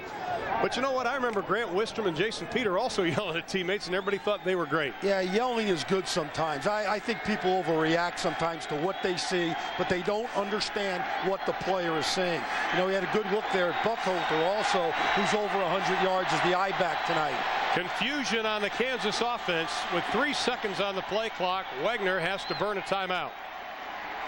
Well, what you don't want to do now if you're Terry Allen and this Kansas football team is come apart. And that's what happens to a lot of teams that come into Lincoln here. They play Nebraska, they get behind, the crowd gets going, and that's why sometimes the scores get out of control here. And Kansas is on the verge of letting this one get completely out of their grasp. They trail 24-0 with 10:39 left to play in the third. Now American Century Mutual Funds presents the play of the century. 1954 Cotton Bowl. Emotions have always run high between Rice and Alabama. But on this play, Bama's Tommy Lewis becomes the omnipresent 12th man as Rice standout Dickie Magel sweeps down the sideline. Lewis jumps off the bench, tackles him right in front of the officials, and then calmly walks back to the bench and sits down. An official walked the ball into the end zone and awarded Magel the touchdown. Tommy Lewis later stated that he just had too much Bama in him to watch Dickie Magel run by for another score. One of the great moments in Cotton Bowl history. Winbush and Fontenot now in the backfield. Wagner puts it up over the middle. Knocked away at the last second by Erwin Sweeney. Intended for Harrison Hill. Sweeney with his 7th pass broken up this year. And you know, Sweeney's a guy who's injured most of spring practice and all of fall camp. It's nice to see him come alive and be able to go up and knock balls down like that, because the coaches were a little bit concerned still about his sore ankle. And you know, we saw A&M try to throw right at Sweeney. They kept throwing away from Ralph Brown last week. Went right at Sweeney, and I think Nebraska expected everybody to go at Sweeney again this evening. Yeah, it's a double dose to me. I think they're both really outstanding cornerbacks. Hey, Sweeney can fly. Winbush, the lone setback. Wagner, 3-step drop, a quick pass, almost intercepted. Boy, a lot of red jerseys there, not a whole lot of blue and white. And Terry Allen on the sideline tried to call a timeout. And one of the reasons he tried to call a timeout is it looked like there were only 10 people on the field for Kansas. But you can run an offensive play with 10 people. You don't have to have 11. That sets up a 3rd down and 10 situation for Kansas tonight. They have been successful only 1 time out of 6. Winbush and Fontenot in the split backfield. Wagner rifles the ball again, incomplete. That time intended for Tremaine Fulton with Ralph Brown on the coverage, and Kansas will be forced to kick it away. Well, Wagner's been a little erratic tonight, but part of the reason is the rush from Nebraska, and the other reason is the great coverage that the University of Nebraska secondary is employing tonight. George Darlington, the secondary coach, I think just does a fabulous job with this Cornhusker secondary. He's been the coach for 26 years. Matt Tyler set to kick it away. Kicking with the win, and he skies one. Walker at the 38. Looking for some running room, gets up to the 45, maybe the 46-yard line before he is dumped. 41 yards on the kick, 8 on the return. Frank Solich played for St. Ignatius High School in Cleveland, Ohio, then came to Nebraska, played for Bob Devaney. Up 7-7 here. And here is what they call Fearless Frankie. Solich takes it at the 10. He's back to the 50. Then junior running back Frank Solich returned this kickoff, 89 yards, helped Nebraska to a 27-14 win over the Oklahoma State Cowboys. He could run the football pretty well, and so can his Huskers tonight, because they are going right at Kansas.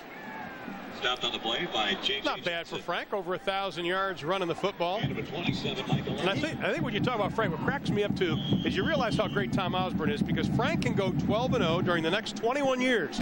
He'll be 74 years old, and he'll still be 3 wins shy of Tom Osborne. Well, it's the difference between getting the job when in your early 50s and in your mid-30s, which Tom Osborne did, and he became the head coach at Nebraska. Fumble, the ball is loose, and I think Kansas has it, and they do. Michael Allen came up with a recovery on the Joel Makovica fumble. And that's something you don't see very often. Joel Makovica putting the ball on the ground. This is a caused fumble. Now watch number 99, Marcus Rogers. He's going to creep right up into your screen right here. He's the guy that's going to step right up. He reads the play perfectly. He sees Makovica. He reaches in with his right arm and knocks the ball loose. That's a good play that time by the big redshirt freshman out of Dallas. Wegner forced to throw. The rush is on. He's still alive. Has a man open. The pass is incomplete. In and out of the hands of Norris. Wegner just trying to get away from the red jerseys.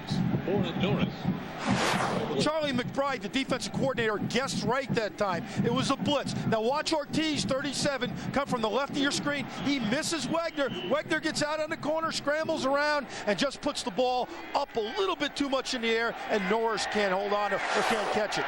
Ball is a little bit overthrown. It's a good call that time by Charlie McBride. Be aggressive after a turnover. 2nd and 10, a little draw to Julius Bruce, and he is going to be stacked up maybe after a pickup of 2. One thing about this Terry Allen offense, and he told us last year when he took over that the real pressure on the offense is on the quarterback. He said, I'm a big play action kind of guy, but Wegner has matured in it, but still, you've got to be surrounded by people to be successful. Yeah, but you know, every offense, whether it's the National Football League or college, you are only as good as your quarterback. It's real hard to win in today's football with all these blitzing defenses unless your quarterback not only is mobile, but is also a great player. I really believe that. 3 wide receivers to the left. The rush is on. Wegner running again.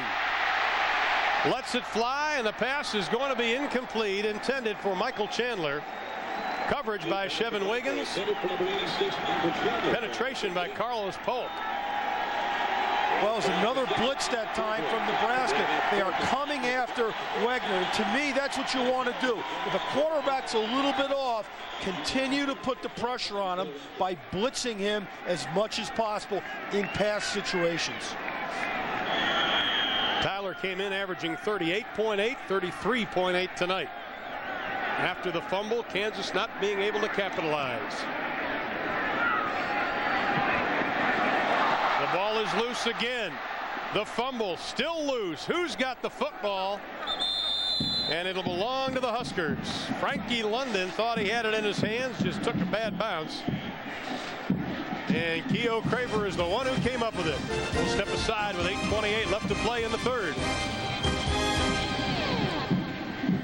Leading 24-0, and Frankie London was injured on this play. We want to let you know that this may be a little graphic, so turn your head if you're a little bit squeamish on this. But after the miss, you can see Frankie London's left leg. He goes to catch the ball. He misses it. He goes to try to pick up the football, and a Jayhawk coming down the field just lands on his left ankle. We hope that Frankie London's all right. He's a courageous young guy that was a quarterback a year ago, and he's now moved to wingback, and not a selfish guy, a guy to put the team first this year by moving positions after he lost the quarterback derby this spring to Bobby Newcomb. And they brought out a wheelchair to make sure that put him in there and get him off the field. We hope to update his condition, but we wish Frankie London the best. One thing about Nebraska, though, they continue to move ahead and add seats and make this Memorial Stadium one of the finest facility in the Big 12. But first will take a break with 8:28 left to play in the third.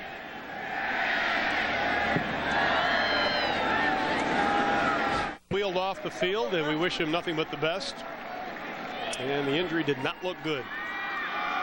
But Nebraska has it 1st and 10 from their own 22-yard line, leading 24-0, along with Eric Clemens and Artie Gigantino. I'm Ron Thulin. Thank goodness the rain has held up, but the only thing that's raining now are points and rushing yardage for the Nebraska Cornhuskers. Stacked up right at the line of scrimmage is Joel Makovica.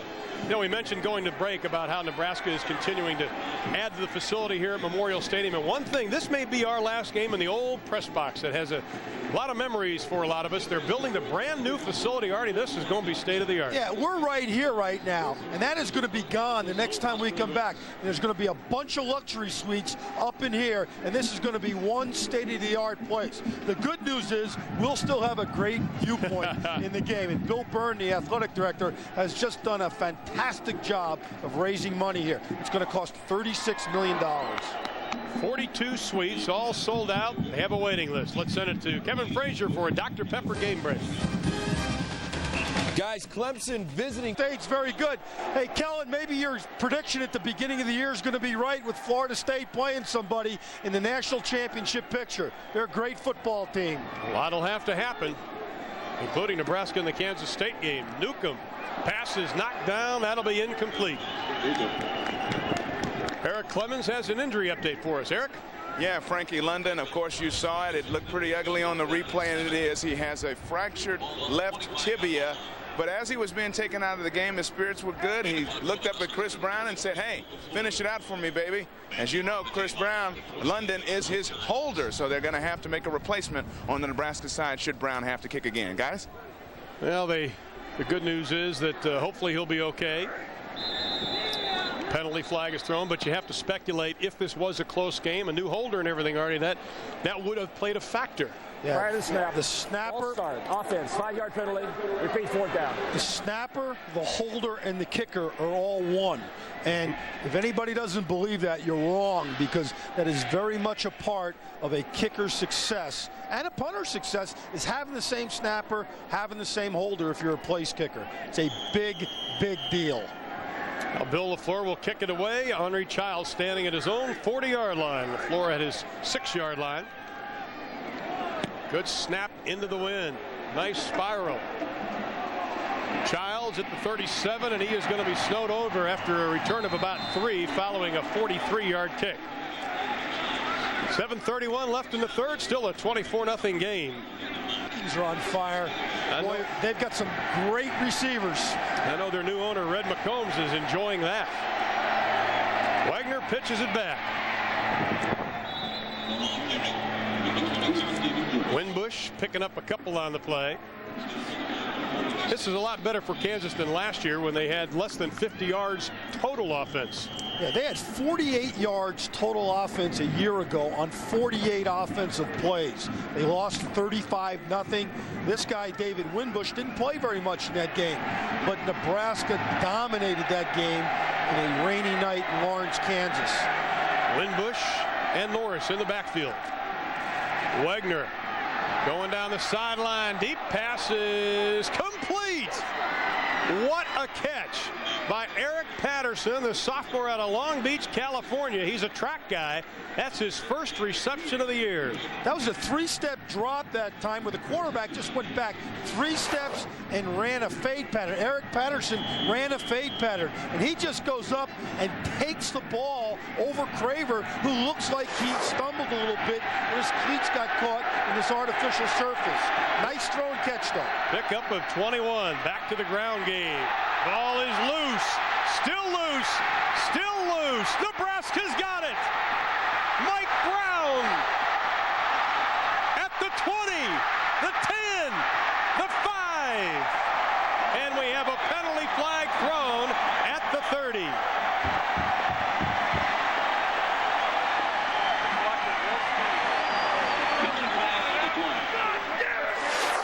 Well, it's probably going to be a clip, but watch Winbush. He cuts back up inside, and the ball just gets ripped right out of his hands. obviously a scramble for the football, but Mike Brown picks it up. You got to keep going. Don't look back. Try to outrun the quarterback.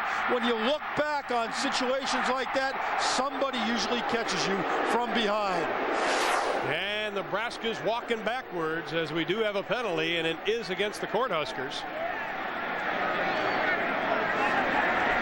John Laurie talking it over with the rest of the Big 12 crew. We'll listen in. Live ball, personal foul, Nebraska. 15 yards, spot foul, first down, Nebraska. Now the good news is the Huskers have the football. The bad news is it won't be inside the 10. Frank Solich doesn't like it, but at least he maintains possession of the football. And the fans obviously don't like it either. Now they're going to spot the ball at about the 44-yard line of Kansas. Now, Bobby Newcomb back in. Excuse me, Ryan. In the last couple of weeks, in situations like this, after a turnover in positive field position, Nebraska has gone for the home run. They've run some kind of play-action pass and tried to score the quick touchdown. Let's see if they do it here. Well, they've got two wide receivers to the right. Might be a reverse. Nope. Straight ahead. Buckholder on the carry again. J.J. Johnson on the stop. The reason I said it might be a reverse is the other day in practice, in this situation, they lined up in that formation and ran a reverse. And there's some happy defenders. Now Mike Brown, the only one not turning around. Everybody else is. The guy that did it, he's kind of being the incognito thing working. Well, you know, George Darlington told me he's such a great kid, but he's very shy and he's very quiet and he never toots his own horn. So that doesn't surprise me that he doesn't want to get any camera time. It's kind of refreshing, actually. On 2nd and 5, Newcomb on the option with the pitch. I tell you what, Nebraska's having trouble putting the meat hooks in the old pigskin tonight. They have bounced the ball around a lot. Well, that to me, that time was on the tailback, Correll Buckholter. I mean, the ball was right in his hands. I thought Newcomb pitched it at the correct time, but you're going to see him right out here. You got to be able to catch that one. The ball is right in his hands. It was almost too close, but he still should catch it. And I still say this, Ron, I don't care how cold it is out, I don't like it when running backs wear gloves. Marcus Rogers down for the second time tonight.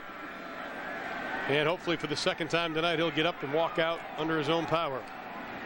Well, Kansas does not need another injury at the linebacker position. We talked about Steve Bratton, their inside linebacker, who's been a 4-year starter for this Kansas defense, is not here tonight. J.J. Johnson's been hampered by some injuries. They've been very thin at this linebacker position. This young man has a great future. He's got to play for this Kansas team tonight in order to stop Nebraska. Well, one thing Kansas wanted to do is make Bobby Newcomb make decisions. They have, but Newcomb's been making all the right decisions. Buckholder straight up the middle, bangs his way inside the 35 down to the 33-yard line. Jamie Harris, the left cornerback, on the stop. Didn't play in the Baylor game. Michael Allen also there to help things out. We talked about this at the beginning of the broadcast, that the secondary had to come up for Kansas and make tackles. The defensive staff from Kansas felt that they didn't tackle very well last week in the secondary. But Dick Mosley, who coaches the secondary, said, hey, we've worked very hard at coming up and making tackles this week. And Nebraska already bettering their last 2 games combined rushing the football. Newcomb's pass is complete to Matt Davison, and he gets inside the 10. His second reception of the evening. We have a penalty flag, however, thrown right at the line of scrimmage. Davison in his second start of the year. Of course, the hero of that Nebraska-Missouri game last year. That was a great pass that time by Bobby Newcomb. He was looking all over the field, and he just drilled the ball in that time to Matt Davison. And a lot of people question Bobby Newcomb's arm, but those who saw him in high school said he throws a lot better and a lot more accurate than you might think. Yeah, come to practice and watch Leaving it the hands sometime. on the defense, striking with the face mask, 10-yard penalty. Watch the offensive line here of Nebraska, vintage Nebraska. They've done a better job tonight of protecting the passer. It's a play-action fake, which slows the rush down a little bit. Bobby Newcomb looking all over the field, doesn't see anybody open, throws the ball down the field to Matt Davison. That's an excellent throw, but you know what? It's an excellent decision that time by Bobby Newcomb. Look at those linemen. Look at those good-looking guys up front. 6'2", 298 pounds. You never see big 6'6", 6'7" offensive linemen here at Nebraska. On first down, slashing inside the 5 again, it is Buckhalter. And one of the reasons you don't see big offensive linemen here in terms of how tall they are is they want guys that have leverage. And as Milt Teneper says, the offensive line coach, he wants a bunch of pudgy-looking guys that'll just get after you and have leverage. Now, I don't call them pudgy. I call them big. But he calls them pudgy guys that'll just get after you and that are smart and can pull and block. And that's what this group does. I call him Sir. I call him Sir, too. Second down and goal. Ball is on the 3. 2 tight ends for the Huskers. Buckhalter into the end zone. Touchdown, Nebraska.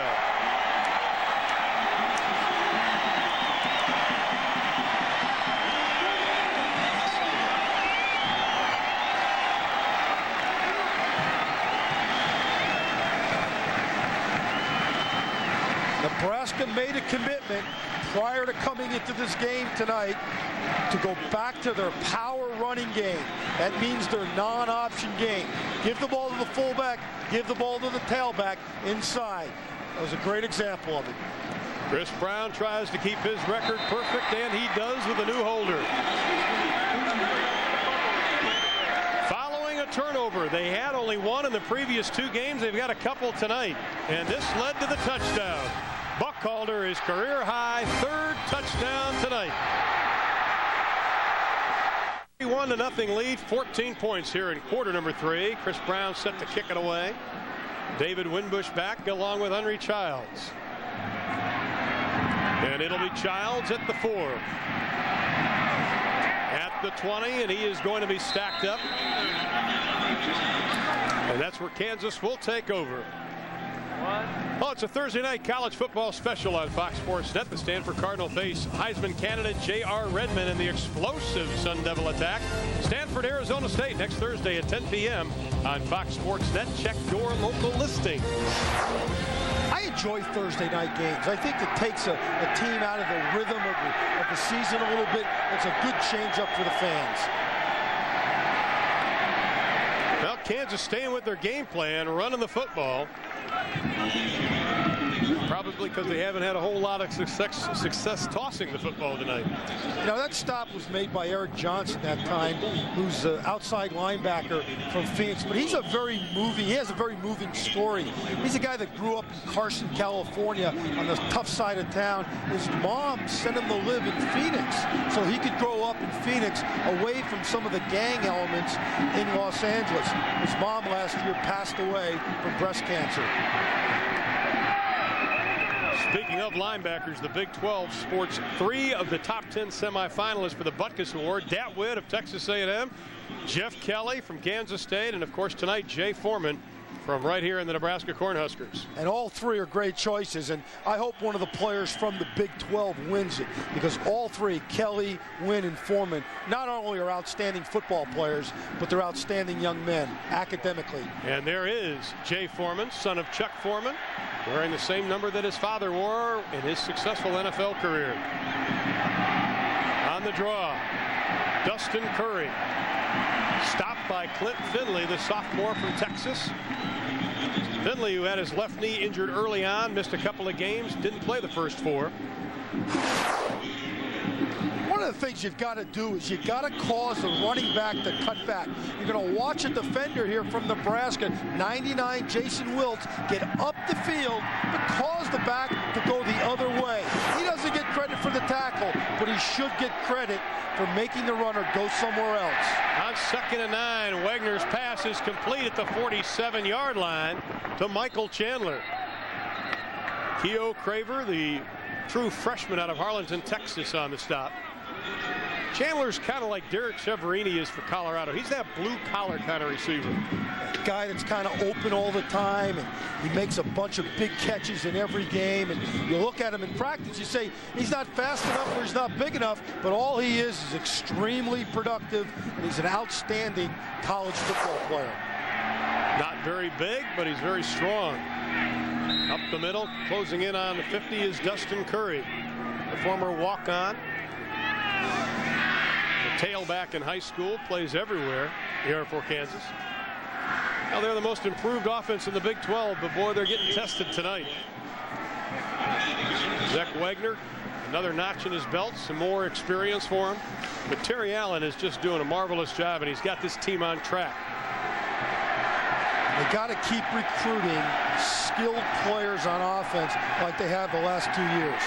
Curry, a nice little stutter step, nears the 45-yard line. Ralph Brown on the stop. He has recruited excellent wide receivers. We haven't called Byron Gassaway's number, the young freshman, tonight. But he's got a couple of receivers that are going to fit his style of offense, the kind of offense he had at Northern Arizona, where they racked up a lot of yards passing, a lot of points, and obviously a lot of wins.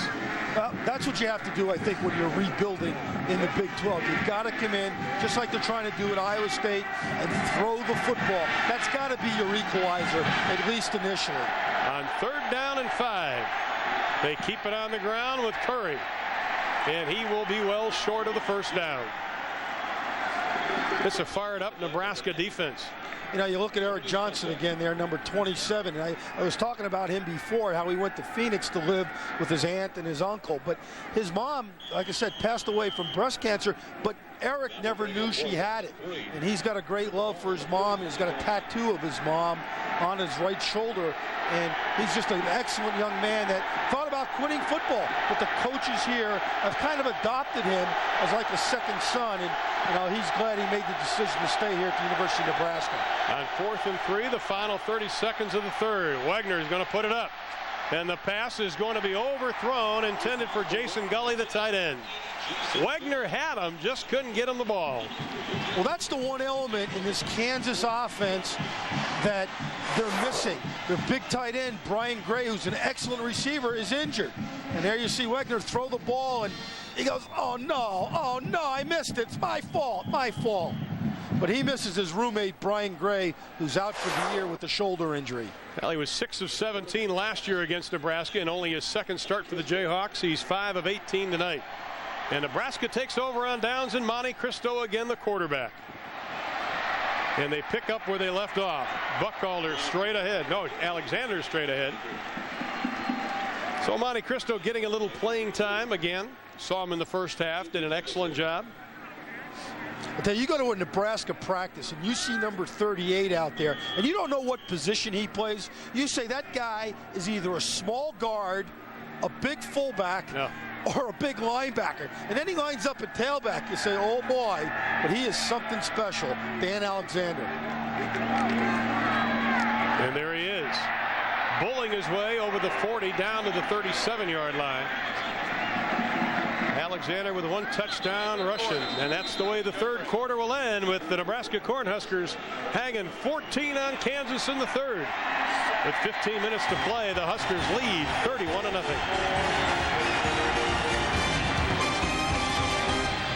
Score. Nebraska doing a great job offensively, and at the chalkboard, it's Artie Gigantino, our coach, to show us what Nebraska's doing. Artie?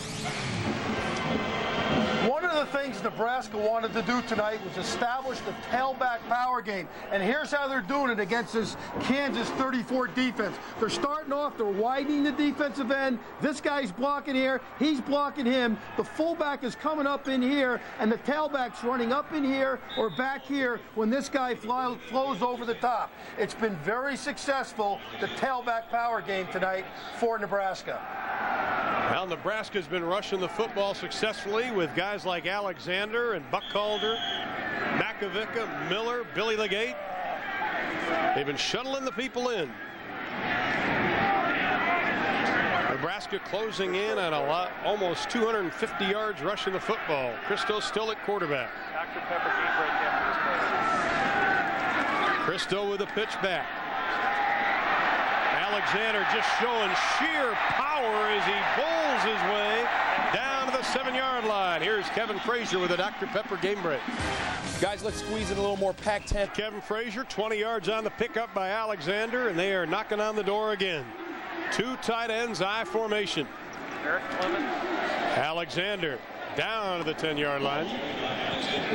Eric Clemens, Nebraska is reaching yet another milestone. Absolutely, another milestone for Nebraska. This is incredible, guys. They are 166-5 when they have over 300 yards rushing since 1972. They're now at 308. Also, they have an 88-game win streak when they reach that mark. The lead seems pretty safe right now, guys. Oh, I think so. Way to go out on a limb, Eric. How about this one? They're 275-1 when they score 35 points or more in the history of Nebraska. Alexander looking for some running room. May have gotten back to the line of scrimmage. Andrew LeClaire on the stop, son of Jim LeClaire. Of course, he played for the Cincinnati Bengals, you might remember. You know, we were talking about these stats here at the University of Nebraska. Now, I wonder if those stats were intact when the Nebraska Cornhuskers were called the Bug Eaters way back when. That was the original name here. Yeah. It's like... And you know, Ron, our historian, our resident historian, right, our director, Ken Fouts, who is a Nebraska grad, told me that at breakfast this morning. Now, really? He's here also this weekend with a reunion of his fraternity mates because it's alumni weekend and it's homecoming here. So, did he graduate? He graduated. Okay. He's one of the great Cornhuskers or Bug Eaters of all time. 13-18 left to play in the ball game. The ball is on the 11-yard line. From the shotgun, Cristo. Pass is knocked down, incomplete. That'll set up a fourth down play. Dion Johnson, I think, may have gotten a hand on it. The left defensive end. Big Dion, the only returning starter on this defensive line for Kansas. Out of Detroit. Detroit is the home of former Jayhawk great Gilbert Brown. One of the reasons Dion said he came to Kansas was because of Gilbert Brown. The new holder is Eric Crouch for Frankie London. He is the backup quarterback. Chris Brown's kick splits the uprights. So Eric Crouch, the backup quarterback who's been nursing some injuries, gets a chance to do the holding. You don't mind having a quarterback hold for you, though. No, you don't. But you know what happens? It's something you can't practice because the first guy is always with the kicker. But that's a great job that time by Eric Crouch, getting the ball down, spinning it just right, and putting it down so Brown can kick it through. Chris Brown, the all-time leading scorer in Nebraska history. Just a reminder, on Tuesday night at 8 o'clock, it's hard. Homecoming crowd of over 76,000 on hand tonight for the Nebraska Cornhuskers, looking to rebound from that loss to Texas A&M as they drop to 8th in the poll, the lowest ranking in 2 years. That tells you something, doesn't it? Yeah, a bunch of spoiled people. Oh, yeah. The standards are so high. I heard somebody in the hotel lobby saying today, this is our worst team in 3 or 4 years. Yeah. And I almost started laughing. So, what do you expect? They don't want to hear the L word around here, the word that means losing. I saw a great ad the other day. I was going to work out the other afternoon, and there was a big billboard. And it had a picture of Frank Solich standing there in a coaching shirt. And it said, size medium. It was advertisement for a store to sell these Nebraska shirts. So it said size medium, and right above Frank Solich's head it said expectations XL. And they are. And they are. And Frank Solich says, he said, I don't ask people how we're going to do, they tell me. I always like that line. He told us back in July he knew what he was getting into. This isn't his first rodeo. Oh, and I'll tell you, he's an even-keeled guy. I think he's egoless. He's open. He's honest. He's not a very flamboyant guy, but he's a focused man. He's very similar to Tom Osborne in a lot of respects. Fontenot and the Bruce in the backfield. Wegner going upstairs, and the pass is complete, but dropped by Brian Gassaway, the young freshman out of Grandview, Missouri.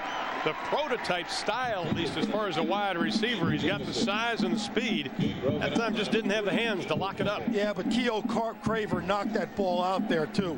And Craver's a young man, number 3. You saw him there from Harleton, Texas, that's got a great future here at Nebraska. In fact, he comes from a town, Ron, of 1,000 people.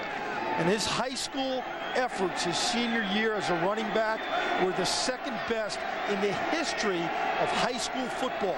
He scored 50 rushing touchdowns his senior year. On 2nd and 10, Wagner's pass is complete again to Michael Chandler. He tiptoes out of bounds just short of the 40-yard line. That'll be about 3 yards short of the first down. That'll bring up a 3rd down. Wagner had a little zip on this one. Well, you know what's good about him? They're not giving up. They're competing here in the 4th quarter, even though they're behind, and just get this offense better and utilize this time to improve yourself as you go into the last part of the schedule. I can easily see him passing for 300 yards a game. I think they get the right players behind him. He might be able to do that. Hancock in motion. Wagner straight drop. Incomplete. Right in the hands of Hancock, the sophomore out of Kansas. We got to get you one of those hats, Artie. Yeah. I think Ken Fouts, our director's got one. He may be wearing it tonight, Huxley. You know, a guy was telling me the other day in the lobby, Nebraska has a religious type following. But you know, I know of no other religion that requires its parishioners not only to wear red, but to cover their heads with plastic corn cobs. So this is a religion here at Nebraska. And that was a parishioner. I'll pass. Kansas is going to be forced to kick it away. It hit somebody. I'm not sure if it hit a Husker or not. No, they're going to say it didn't touch him. Kansas is going to let this one roll and roll. The wind still has it. And it'll finally stop at about the 4-yard line. 55 yards on the kick. Aided by a little bit of wind. Best kick of the evening for Matt Tyler.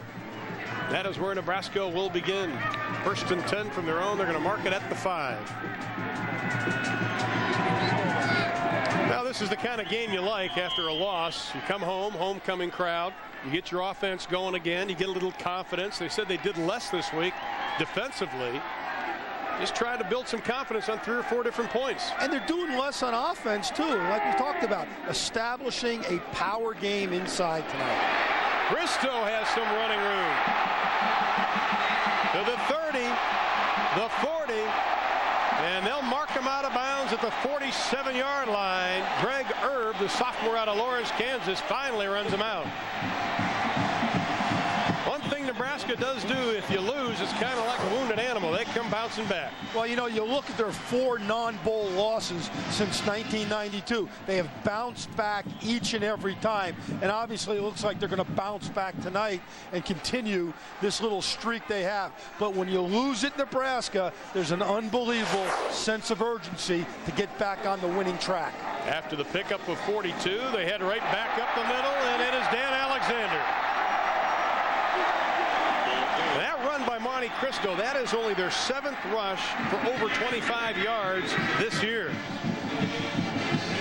And that was a good one by Cristo. And, you know, he's a guy that is not known for his speed. You see him fake it up inside. It was clearly a quarterback keep the entire way. It's almost a form of a bootleg, but he skirts around the end and picks up some big yardage. Nice job by him, but a great, great fake. Nebraska's rushing average dropped to about 273 a game following the last 2 contests. They're well over that tonight. Cristo lunges forward down to the 32-yard line. You know, you were talking about that before, Ron. You know, they came into the game tonight averaging only 237 yards on the ground per game. Now, the last time Nebraska averaged fewer than 290 yards a game was in 1976. They have won 7 out of the last 9 rushing titles in college football. So they know how to run the ball here at Nebraska, and they want to run the ball here at Nebraska. And they need to. Cristo's going to keep it. Hopscotches his way down to the 25. Patrick Brown trips him up. And that'll be another Nebraska first down. Another Pac-10 game coming your way on Fox Sports Net. When we wind things up, it'll be USC versus Washington State with Steve Physiak, Tom Ramsey, and Paul Sunderland. They are standing by. USC Washington State next on Fox Sports Net. But Nebraska on the run again. Alexander and Miller in the backfield. Miller bangs his way down to the 22, and again Patrick Brown on the stop. Patrick Brown is only 5'11". He's 210 pounds. He's not the biggest back in the world, But boy, I tell you, he is in on every tackle, Artie. Well, he's active. He's more of a finesse player, and he's an outside linebacker in this 34 scheme. And what it allows him to do, because they usually line him up on the weak side, away from the tight end, it allows him to run around more freely. And he's the perfect fit for that position. Bad news is he's a senior. Alexander showing some strength inside the 20 before J.J. Johnson hangs on and brings him down. Johnson the last couple of weeks playing pretty good. But slowed up a little bit by an ankle injury. He's a guy out of Los Angeles, Jefferson High School, that they were not sure was going to start tonight because of his ankle injury. Alexander was 76 yards rushing the football, came in with 87 total on the year. Nebraska 3rd and 4, ball on the 19-yard line. The Huskers with 386 yards rushing. Christo keeps it. It's going to be wrapped up. Loses about a yard on the play. Kareem Carter, the junior out of Santa Monica, California, on the stop. And we have a flag. You know, another junior college player playing for Kansas. What Kansas is trying to do is increase their depth with some junior college players. Rayford's a junior college player. Carter's a junior college player. Caston's a junior college player. And I'll tell you, it really helps from a depth standpoint. Well, Terry Allen saying decline it. Blocked. Offense, penalty is declined. 4th down. Chop block, cut block. They've got all sorts of terms for it. Well, it was a wide receiver chop block. If you're a wide receiver cracking back, you cannot block below the waist. If you're a guard or a fullback coming out, leading on the play, you can block below the waist. That is what's called a chop or a cut block. Well, Nebraska 4th down and 5. Ball is on the 20-yard line. They have 10 to snap it. And they're going for it. They better hurry up. They're going to run out of time. 5 seconds to snap the football, and they do. Christo with a pitch. Back to Alexander. Running room. Tries to get to the 10. He does. He has the first down, and Nebraska 1st and goal to go. What a specimen for Alexander. You know, sometimes if a quarterback's a little bit slower, like Christo is, it allows the tailback to get out in front of him, just like this relationship right there on the pitch. He doesn't get on the corner, Christo doesn't, as fast as Bobby Newcomb. It allows the defense to focus on him a little bit more, but it also gives the big tailback or the I-back more running room. 1st and goal from the 9 is Nebraska's Alexander again picks up a couple more, and that might just put him over 400 yards running the football tonight. And D'Angelo Evans, quote, starting I-back, is not here tonight. He's not playing because of a tailbone bruise. So when he's in the game, between the 3 of them, they can really crank out the yardage. Well, they call Buckhalter Big Train. You got Alexander, who's a big body. And Evans, who's just fast. Who's just flat out fast from the eye.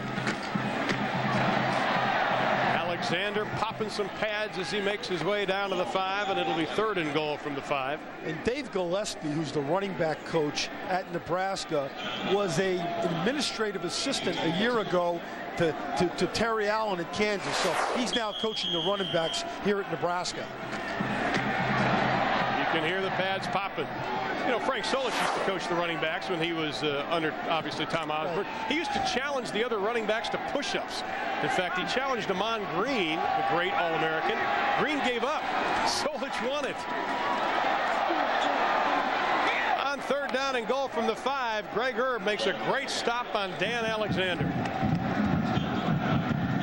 That'll bring up a 4th down scenario. That wasn't a very good pitch that time. It looked like it was a little bit behind him, which is why Alexander had to slow down a little bit, because he did not catch the ball in midstream. I don't understand why he's going for it here. He obviously wants to continue to establish the running game. But to me, you know, maybe he's worried about the holder, but to me, you just want to keep running the football. Moot point. Moot point. Billy Legate's first touchdown of the year, the senior out of Clearwater, Nebraska. Well, they've got a stable not only of tailbacks here, but also of fullbacks. As you look at Dave Gillespie there talking to Frank Solich.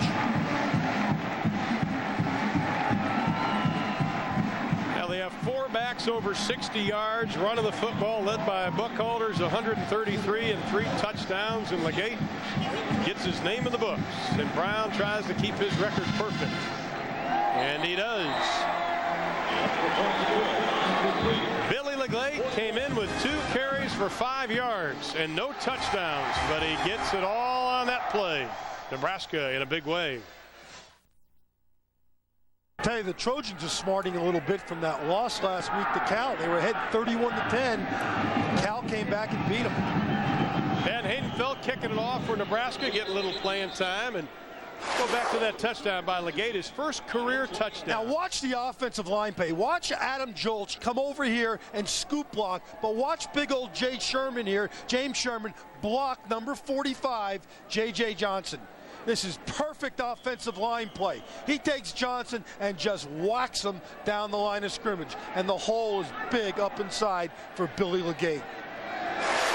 Well, the Nebraska Cornhuskers have won 29 straight games over Kansas. They average better than 5 touchdowns better than Kansas in that span. This is Winbush. Penalty flag is thrown at the line of scrimmage. So they have dominated the Jayhawks. Last win by Kansas, 1968, and the hold will go against Kansas.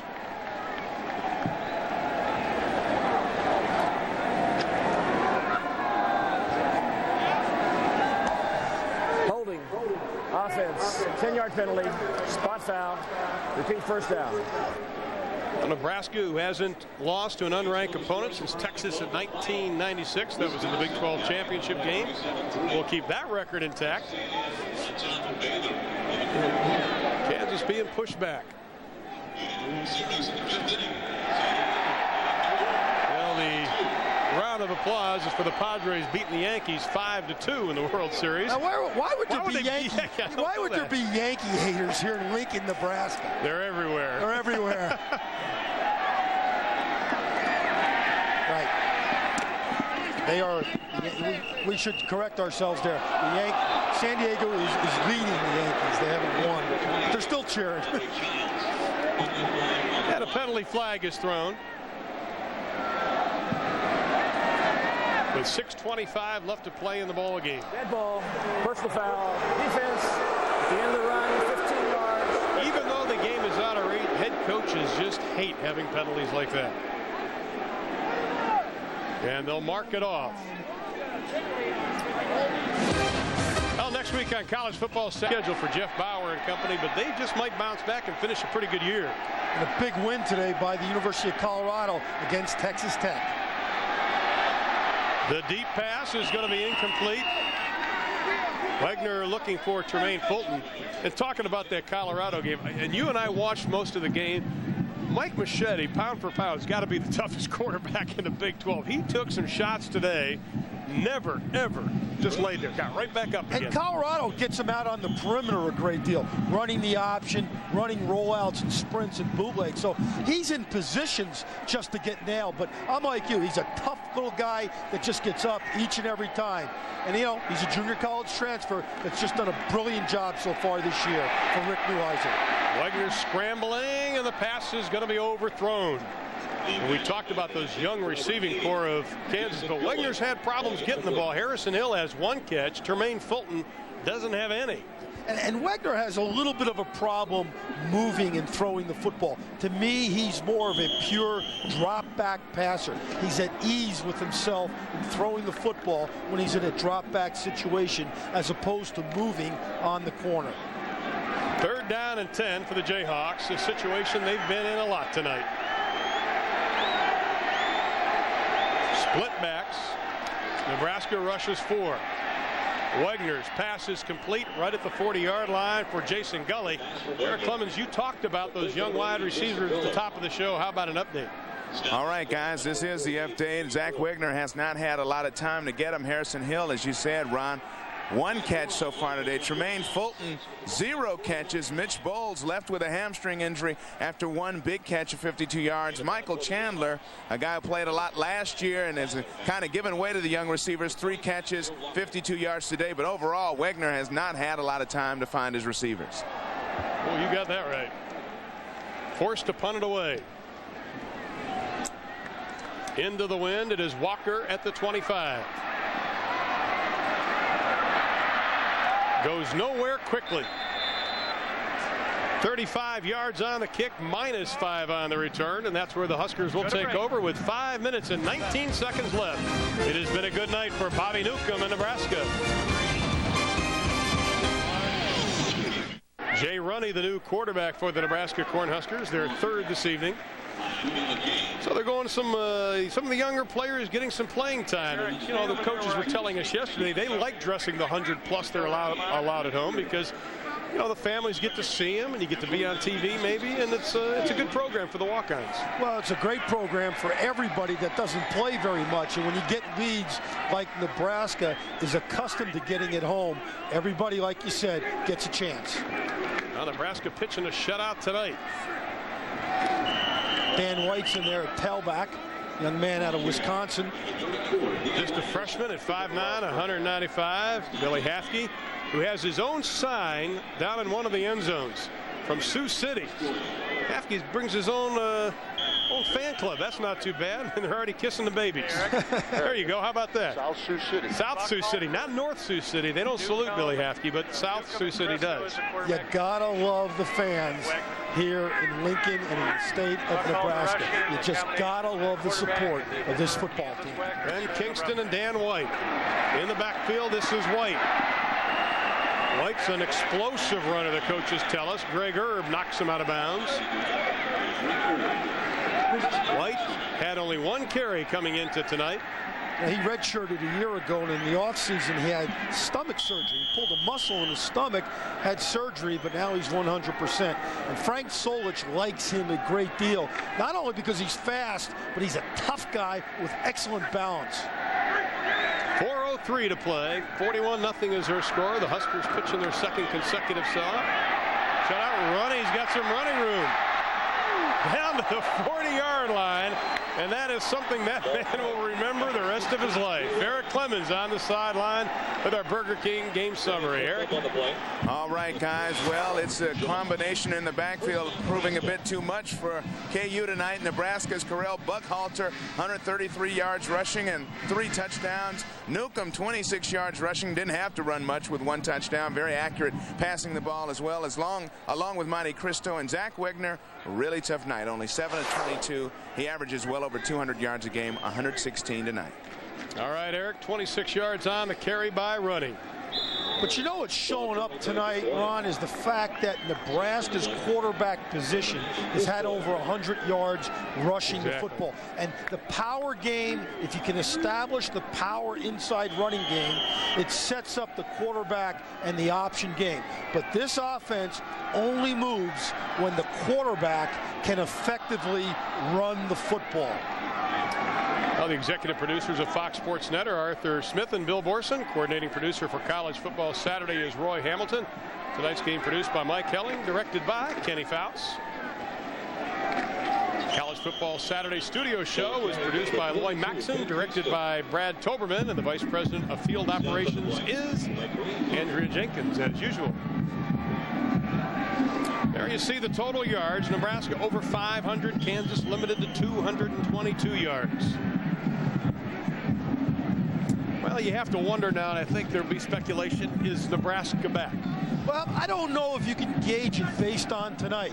Remember, Kansas came in, their defense has been depleted by injuries, so I don't know if tonight is a gauge. I think if Nebraska comes back with another effort like this in the next 2 weeks against Missouri and against Texas, then yes, I think Nebraska is back. And I'm not sure they ever left. I just think they stumbled somewhere along the way. I mean, the win against Washington was too easy.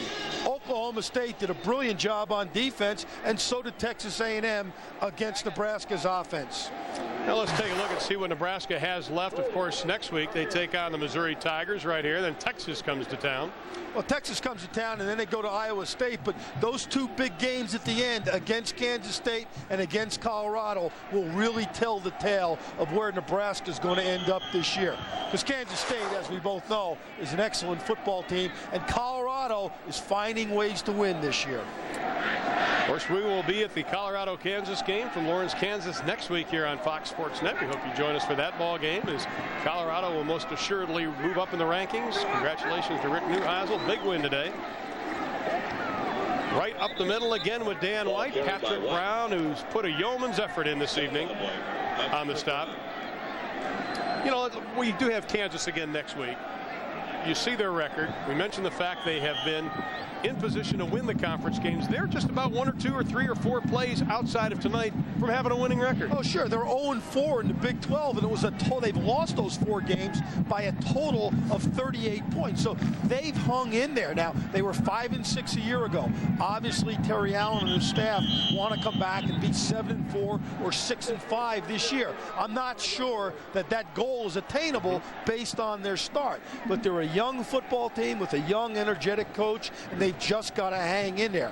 Obviously, Nebraska's a good football team and an established football program. You know, Terry Allen said last week's Baylor game just was a dagger in the heart for that football team.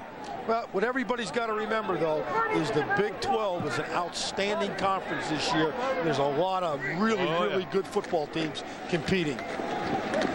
Nebraska with their 79th rush of the evening. Ben Kingston, the junior out of Omaha, Nebraska, with his second carry of the 1998 season. And Kansas will take over, and that tells the whole story. 461 yards rushing, 79 passing, 540 total. How about 545? We'll add a couple more after that last run.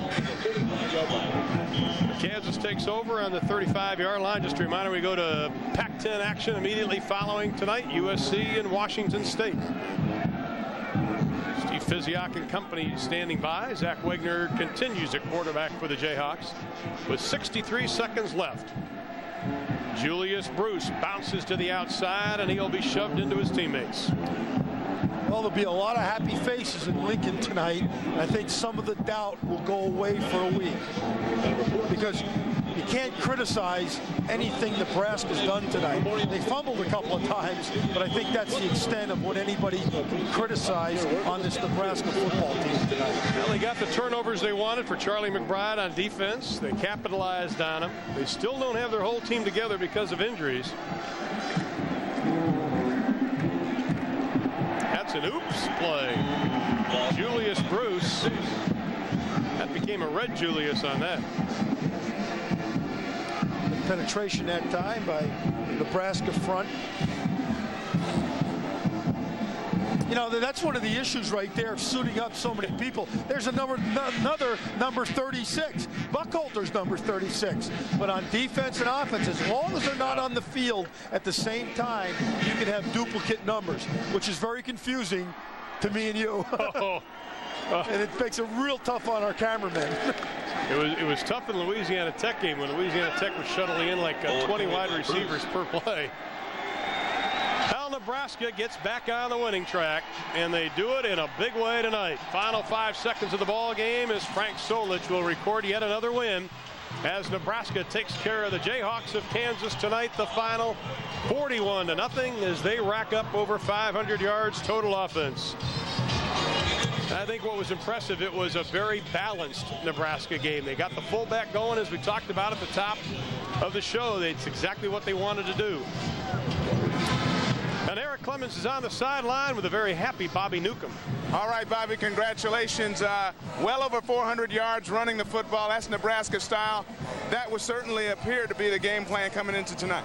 Oh, definitely. After last week, we didn't run the ball very well, and Coach Solich said on Monday that he wanted to get the power game going, and we just came out this week and practiced on our running game all week, and we came out here with the same game plan Nebraska usually has. Now, you're not used to having criticism leveled your way, being here a couple of years and a rare loss on the road. You feel this team with this performance tonight has made a statement that it is back?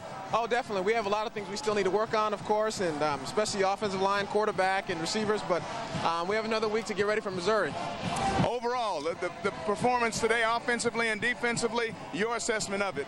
I think excellent, especially coming off of a loss from last week. I think we played very well this weekend, and it's something to look forward to for next weekend. You know, we can build on this and keep on improving week by week. Bobby Newcomb, congratulations. Another victory at home for the Nebraska Cornhuskers. Back upstairs to Ron and Artie. Guys? Thanks a lot, Eric. Nebraska had the ball over 19 and a half minutes longer than the Kansas Jayhawks, and they controlled the ball from the beginning. And that is why Terry Allen's team fell to the Nebraska Cornhuskers the final 41-0 as Nebraska did it on the ground.